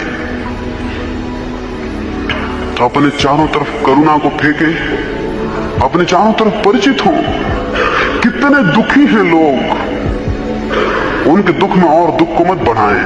आपकी करुणा उनके दुख को कम करेगी। एक करुणा से भरा हुआ शब्द उनके दुख को कम करेगा। उनके दुख को और मत बढ़ाएं। हम सब एक दूसरे के दुख को बढ़ा रहे हैं। हम सब एक दूसरे को दुख देने में सहयोगी हैं। एक एक आदमी के पीछे अनेक अनेक लोग पड़े हुए हैं दुख देने को। तो अगर करुणा का बोध होगा तो आप किसी को दुख पहुंचाने के सारे रास्ते अलग कर लेंगे, और अगर किसी के जीवन में कोई सुख दे सकते हैं तो उसे देने का उपाय करेंगे। और एक बात स्मरण रखें, जो दूसरे को दुख देता है वो अंततः दुखी हो जाता है, और जो दूसरे को सुख देता है वो अंततः बहुत सुख को उपलब्ध होता है। इस वजह से ये कह रहा हूं कि जो सुख देने की चेष्टा करता है उसके भीतर सुख के केंद्र विकसित होते हैं, और जो दुख देने की चेष्टा करता है उसके भीतर दुख के केंद्र विकसित होते हैं। फल बाहर से नहीं आते हैं, फल भीतर पैदा होते हैं। हम जो करते हैं उसी की रिसेप्टिविटी हमारे भीतर विकसित हो जाती है। जो प्रेम चाहता है प्रेम को फैला दे, और जो आनंद चाहता है वो आनंद को लुटा दे, और जो चाहता है उसके घर पर फूलों की वर्षा हो जाए वो दूसरों के आंगनों में फूल फेंक दे। और कोई रास्ता नहीं है। तो करुणा का एक भाव प्रत्येक को विकसित करना जरूरी है साधना में प्रवेश के लिए। तीसरी बात है प्रमुदिता, उत्फुल्लता, प्रसन्नता, आनंद का एक बोध, विषाद का अभाव। हम सब विषाद से भरे हैं, हम सब उदास लोग, थके लोग हैं, हम सब हारे हुए पराजित रास्तों पे चलते हैं और समाप्त हो जाते हैं। हम ऐसे चलते हैं जैसे आज ही मर गए हैं। हमारे चलने में कोई गति और प्राण नहीं है, हमारे उठने बैठने में कोई प्राण नहीं है। हम सुस्त हैं और उदास हैं और टूटे हुए हैं और हारे हुए हैं। ये गलत है। जीवन कितना ही छोटा हो, मौत कितनी ही निश्चित हो, जिसमें थोड़ी समझ है वो उदास नहीं होगा। सुकरात मरता था, उसको जहर दिया जा रहा था और वो हंस रहा था, और उसके एक शिष्य क्रेटो ने पूछा, हंसते हैं, हमारे आंख आंसुओं से भरी हुई है, मौत करीब है और ये विषाद का क्षण है। सुकरात ने कहा, विषाद कहां है? अगर मरा और बिल्कुल ही मर गया तो विषाद क्या, क्योंकि दुख को अनुभव करने को कोई बचेगा नहीं। और अगर मरा और बचा रहा तो दुख क्या, जो खोया वो अपन ना थे, जो अपन थे वो बचे हुए हैं। तो उसने कहा, मैं खुश हूं। मौत दो ही काम कर सकती है, या तो बिल्कुल मिटा देगी तो खुश हूं क्योंकि बचूंगा ही नहीं दुख अनुभव करने को, और अगर बचा देगी मुझको तो खुश हूं क्योंकि जो मेरा नहीं है वो नष्ट हो जाएगा, मैं तो बचूंगा। मौत दो ही काम कर सकती है, इसलिए हंसने जैसी है। सुकरात ने कहा, मैं प्रसन्न हूं क्योंकि मौत क्या छीन लेगी, या तो बिल्कुल ही मिटा देगी तो क्या छीना, क्योंकि जिससे छीना वो भी नहीं है, तो दुख का कोई अनुभव नहीं होगा। और अगर मैं बच रहा तो सब बच रहा, मैं बच रहा तो सब बच रहा, जो छीन लिया वो मेरा नहीं था। तो इसलिए सुकरात ने कहा, मैं खुश हूं। जो मौत के सामने खुश है, और हम हैं कि हम जिंदगी को पाए हुए दुखी बैठे हुए हैं। हम हैं कि हम जिंदगी में दुखी बैठे हुए हैं, और लोग ऐसे भी हुए हैं कि जो मौत के सामने भी खुश थे। मंसूर को वो सूली दे रहे थे, उसके पैर काट दिए, उसके हाथ काट दिए, उसकी आंखें फोड़ दी। दुनिया में उससे कठोर यातना कभी किसी को नहीं दी गई। क्राइस्ट को जल्दी मार डाला गया, गांधी को जल्दी गोली मार दी गई, सुकरात को जहर दे दिया गया। मंसूर मनुष्य के इतिहास में सबसे ज्यादा पीड़ा से मारा गया, पहले उसके पैर काट दिए। जब उसके पैरों से खून बहने लगा तो उसने खून को लेकर अपने हाथों पर लगाया। भीड़ इकट्ठी थी, लोग पत्थर फेंक रहे थे। उन्होंने पूछा, ये क्या कर रहे हो? उसने कहा, वजू करता हूं। मुसलमान नमाज के पहले हाथ धोते। उसने अपने खून से अपने हाथ धोए, उसने कहा वजू करता हूं। उसने कहा, याद रहे मंसूर का ये वचन कि जो प्रेम की वजू है असली, वो खून से की जाती है, पानी से नहीं की जाती। और जो अपने खून से वजू करता है वही नमाज में प्रवेश करता है। लोग बहुत हैरान हुए कि पागल है। उसके पैर काट दिए गए, फिर उसके हाथ काट दिए गए, फिर इसको उन्होंने आंखें फोड़ दी, और 1 लाख लोग इकट्ठे हैं और पत्थर मार रहे हैं और उसका एक एक अंग काटा जा रहा है। और जब उसकी आंखें फोड़ देंगी तो वो चिल्लाया कि हे परमात्मा, स्मरण रखना, मंसूर जीत गया। तो लोगों ने पूछा क्या बात है, किस बात में जीत गए? उसने कहा परमात्मा को कह रहा हूं कि परमात्मा स्मरण रखना, मंसूर जीत गया। मैं डरता था कि शायद इतनी शत्रुता में प्रेम कायम नहीं रह सकेगा, तो स्मरण रखना परमात्मा की मंसूर जीत गया, प्रेम मेरा कायम है। इन्होंने जो मेरे साथ किया है मेरे साथ नहीं कर पाए, इन्होंने जो मेरे साथ किया है मेरे साथ नहीं कर पाए, प्रेम कायम है। और उसने कहा यही मेरी प्रार्थना है और यही मेरी इबादत है। उस वक्त भी हंस रहा था, उस वक्त भी मस्त था। लोग मौत के सामने खुश रहे और हंसते रहे और हम जिंदगी के सामने उदास और रोते हुए बैठे हैं। ये गलत है। कोई उदास रास्ते, कोई विषाद से भरा हुआ चित्त कोई बड़े अभियान नहीं कर सकता है। अभियान के लिए उत्फुल्ला, अभियान के लिए बड़े आनंद से भरा हुआ चित्त, तो 24 घंटे उत्फुल्लता को साथिए। ये सिर्फ आदतें हैं। उदासी एक आदत है जिसको आपने बना लिया है। उत्फुल्लता एक आदत है, उसको बना सकते हैं। उत्फुल्लता को बनाए रखने के लिए जरूरी है जिंदगी का वो हिस्सा देखिए जो प्रकाशित है, वो हिस्सा नहीं जो अंधेरे से भरा है। मैं अगर आपको कहूं कि मेरा कोई मित्र है और ये बहुत अद्भुत गीत गाता है या बहुत अद्भुत बांसुरी बजाता है, आप मुझसे कहेंगे होगा ये क्या बांसुरी बजाएगा, इसको हमने शराब खाने में शराब पीते देखा है। मैं अगर आपसे कहूं कि मेरा मित्र है और बहुत अद्भुत बांसुरी बजाता है, तो आप कहेंगे ये क्या बांसुरी बजाएगा, हमने इसे शराब खाने में शराब पीते देखा है। ये अंधेरा देखना है। अगर मैं आपसे कहूं कि मेरे मित्र हैं, शराब पीते हैं और आप मुझसे कहें होगा लेकिन ये तो अद्भुत बांसुरी बजाते हैं, तो ये जिंदगी के प्रकाशित पक्ष को देखना है। जिसको खुश होना है वो प्रकाश को देखे, जिसको खुश होना है वो ये देखे कि 2 दिनों के बीच में एक रात है, और जिसको उदास होना है वो ये देखे कि 2 रातों के बीच में एक दिन है। हम कैसा देखते हैं जिंदगी को, वैसा हमारे भीतर कुछ विकसित हो जाता है। तो जिंदगी के अंधेरे पक्ष को न देखें, जिंदगी के उजाले पक्ष को देखें। मैं छोटा था और मेरे पिता गरीब थे। उन्होंने बड़ी मुश्किल से एक अपना मकान बनाया। गरीब भी थे और नासमझ भी थे क्योंकि कभी उन्होंने मकान नहीं बनाए थे। उन्होंने बड़ी मुश्किल से एक मकान बनाया। वो मकान नासमझी से बना होगा, वो बना और हम उस मकान में पहुंचे भी नहीं और पहली ही बरसात में गिर गया। हम छोटे थे और बहुत दुखी हुए। वो गांव बाहर थे, उनको मैंने खबर की कि मकान तो गिर गया और बड़ी आशाएं थी कि उसमें जाएंगे, वो तो सब धूमिल हो गई। वो आए और उन्होंने गांव में प्रसाद बांटा और उन्होंने कहा परमात्मा का धन्यवाद, अगर 8 दिन बाद गिरता तो मेरा एक भी बच्चा नहीं बचता। हम 8 दिन बाद ही उस घर में जाने को थे और वो उसके बाद जिंदगी भर इस बात से खुश रहे कि मकान 8 दिन पहले गिर गया। 8 दिन बाद गिरता तो बहुत मुश्किल हो जाती। यूं भी जिंदगी देखी जा सकती है और जो ऐसे देखता है उसके जीवन में बड़ी प्रसन्नता का उद्भव।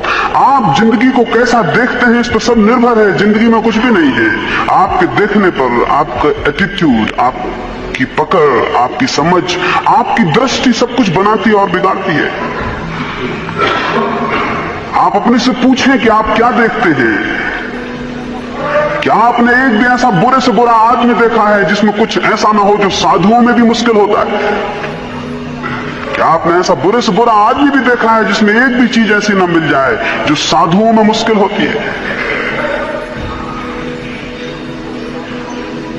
और अगर आपको मिल सकती तो उसे देखें, उस आदमी का असली हिस्सा है।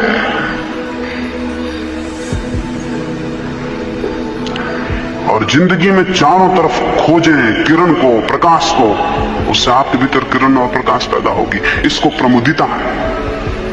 तीसरा भाव है कि हम प्रसन्न हों। हम इतने प्रसन्न हों कि हम मौत को और दुख को गलत कर दें। हम इतने आनंदित हों कि मौत और दुख सिकुड़ के मर जाएं। पता भी न चले कि मौत और दुख भी हैं। जो इतनी प्रफुल्लता और आनंद को अपने भीतर संजोता है वो साधना में गति करता है। साधना की गति के लिए बहुत जरूरी है, बहुत जरूरी है। एक साधु हुआ, वो जीवन भर इतना प्रसन्न था कि लोग हैरान थे। लोगों ने कभी उसे उदास नहीं देखा, कभी पीड़ित नहीं देखा। उसके मरने का वक्त आया और उसने कहा कि अब मैं 3 दिन बाद मर जाऊंगा। और ये मैं इसलिए बता रहा हूं कि तुम्हें स्मरण रहे कि जो आदमी जीवन भर हंसता था उसकी कब्र पे कोई रोए नहीं। ये मैं इसलिए बता रहा हूं कि जब मैं मर जाऊं तो इस झोंपड़े पे कोई उदासी ना आए। यहां हमेशा आनंद था, यहां हमेशा खुशी थी। इसलिए मेरी मौत को एक उत्सव बनाना, मेरी मौत को दुख मत मनाना, मेरी मौत को एक उत्सव मनाना। लोग तो दुखी हुए, बहुत दुखी हुए। तो अद्भुत आदमी था, और जितना अद्भुत आदमी हो उतना उसका मरने का दुख घना था। उसके प्रेम करने वाले बहुत थे, वो सब 3 दिन से इकट्ठे होने शुरू हो गए। वो मरते वक्त तक लोगों को हंसा रहा था और अद्भुत बातें कह रहा था और उनसे प्रेम की बातें कर रहा था। सुबह मरने के पहले उसने गीत गाया, और गीत गाने के बाद उसने कहा, स्मरण रहे मेरे कपड़े मत उतारना, मेरी चिता पर मेरे पूरे शरीर को चढ़ा देना कपड़ों सहित, मुझे नहलाना मत। उसने कहा था, आदेश था, वो मर गया। उसे कपड़े से चिता पर जला दिया। वो जब कपड़े से चिता पर रखा गया, लोग उदास खड़े थे, लेकिन देख के हैरान हुए। उसके कपड़ों में उसने फुलझड़ी और फटाके छिपा रखे थे। वो चिता पर चढ़े और फुलझड़े और फटाके छूटने शुरू हो गए, और चिता उत्सव बन गई, और लोग हंसने लगे। और उन्होंने कहा, जिसने जिंदगी में हंसाया वो मौत में भी हमको हंसा के गया है। जिंदगी को हंसना बनाना है, जिंदगी को एक खुशी और मौत को भी एक खुशी। और जो आदमी ऐसा करने में सफल हो जाता है उसे बड़ी धन्यता मिलती है और बड़ी कृतज्ञता उपलब्ध होती है। और उस भूमिका में जब कोई साधना में प्रवेश करता है तो गति वैसी होती है जिसकी हम कल्पना भी नहीं कर सकते। तो तीर की तरह विकास होता है। बोझिल मन से जो जाता है उसने तीर में पत्थर बांध दिए। बोझिल मन से जो जाता है उसने तीर में पत्थर बांध दिए। तीर कहां जाएगा? जितनी तीव्र गति चाहिए हो उतना हल्का और भारहीन मन चाहिए। जितने तीर को दूर पहुंचाना हो उतना तीर में वजन कम चाहिए। और जैसे जितने ऊंचे पहाड़ चढ़ने हो उतना बोझ उसे नीचे छोड़ देना पड़ता है। और सबसे बड़ा बोझ दुख का और विषाद का है, उदासी का है। इससे बड़ा कोई बोझ नहीं है कि आप लोगों को देखते हैं वो दबे चले जा रहे हैं जैसे भारी बोझ उनके सिर पर रखा हुआ है। इस बोझ को नीचे फेंक दें और उत्फुल्लता के एक हुंकार करें और सिंहनाद करें, और ये बता दें पूरे जीवन को कि जीवन कैसा ही हो उसमें भी खुशी और जिंदगी गीत बनाई जा सकती है। जिंदगी एक संगीत हो सकती है। इस तीसरी प्रमुदिता को स्मरण रखें। और चौथा मैंने कहा कृतज्ञता। कृतज्ञता बहुत डिवाइन, बहुत दिव्य बात है। हमारी सदी में अगर कुछ खो गया है तो कृतज्ञता खो गई है, ग्रेटिट्यूड खो गया है। आपको पता है आप जो सांस ले रहे हैं वो आप नहीं ले रहे हैं, क्योंकि सांस जिस क्षण नहीं आएगी आप उसे नहीं ले सकेंगे। आपको पता है आप पैदा हुए हैं, आप पैदा नहीं हुए हैं। आपका कोई सचेतन हाथ नहीं है, कोई निर्णय नहीं है। आपको पता है जो छोटी सी देह आपको मिली है ये बड़ी अद्भुत है। ये सबसे बड़ा मिरेकल है इस जमीन पर। आप थोड़ा सा खाना खाते हैं, आपका ये छोटा सा पेट उसे पचा देता है, ये बड़ा मिरेकल है। अभी इतना वैज्ञानिक विकास हुआ है। अगर हम बहुत बड़े कारखाने खड़े करें और हजारों विशेषज्ञ लगाएं तो भी एक रोटी को पचा के खून बना देना मुश्किल है।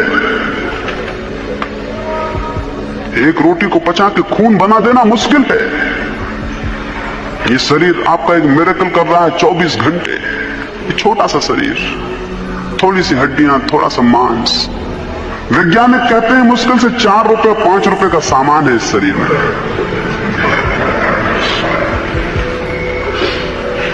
इसमें कुछ ज्यादा मूल्य की चीजें नहीं है।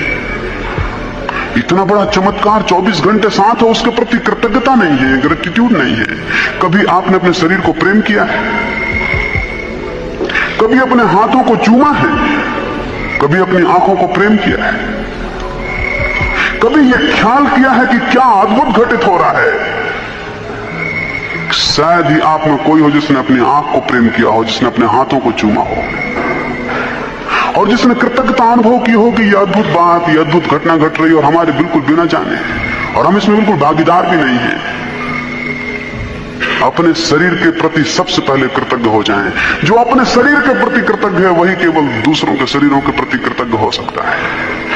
और सबसे पहले अपने शरीर के प्रति प्रेम से भर जाएं, क्योंकि जो अपने शरीर के प्रति प्रेम से भरा हुआ है वही केवल दूसरों के शरीरों के प्रति प्रेम से भर जाता है। वे लोग अधार्मिक हैं जो आपको अपने शरीर के खिलाफ बातें सिखाते हों।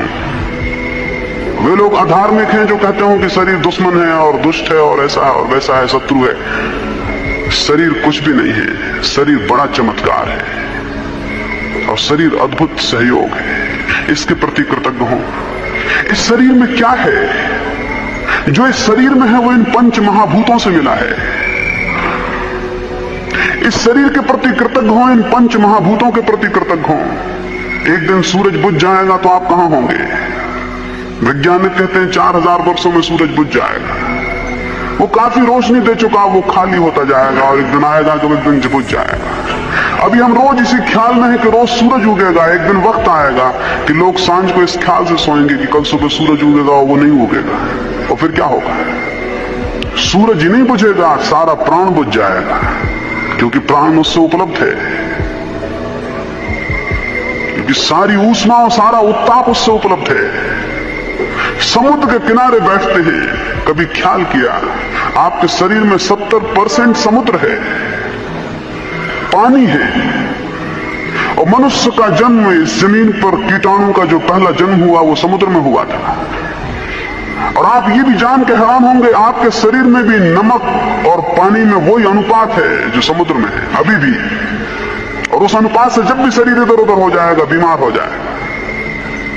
कभी समुद्र के करीब बैठ के आपने अनुभव किया है कि मेरे भीतर भी समुद्र का एक हिस्सा है, और मेरे भीतर जो हिस्सा है समुद्र का, उसके लिए मुझे समुद्र का कृतज्ञ होना चाहिए।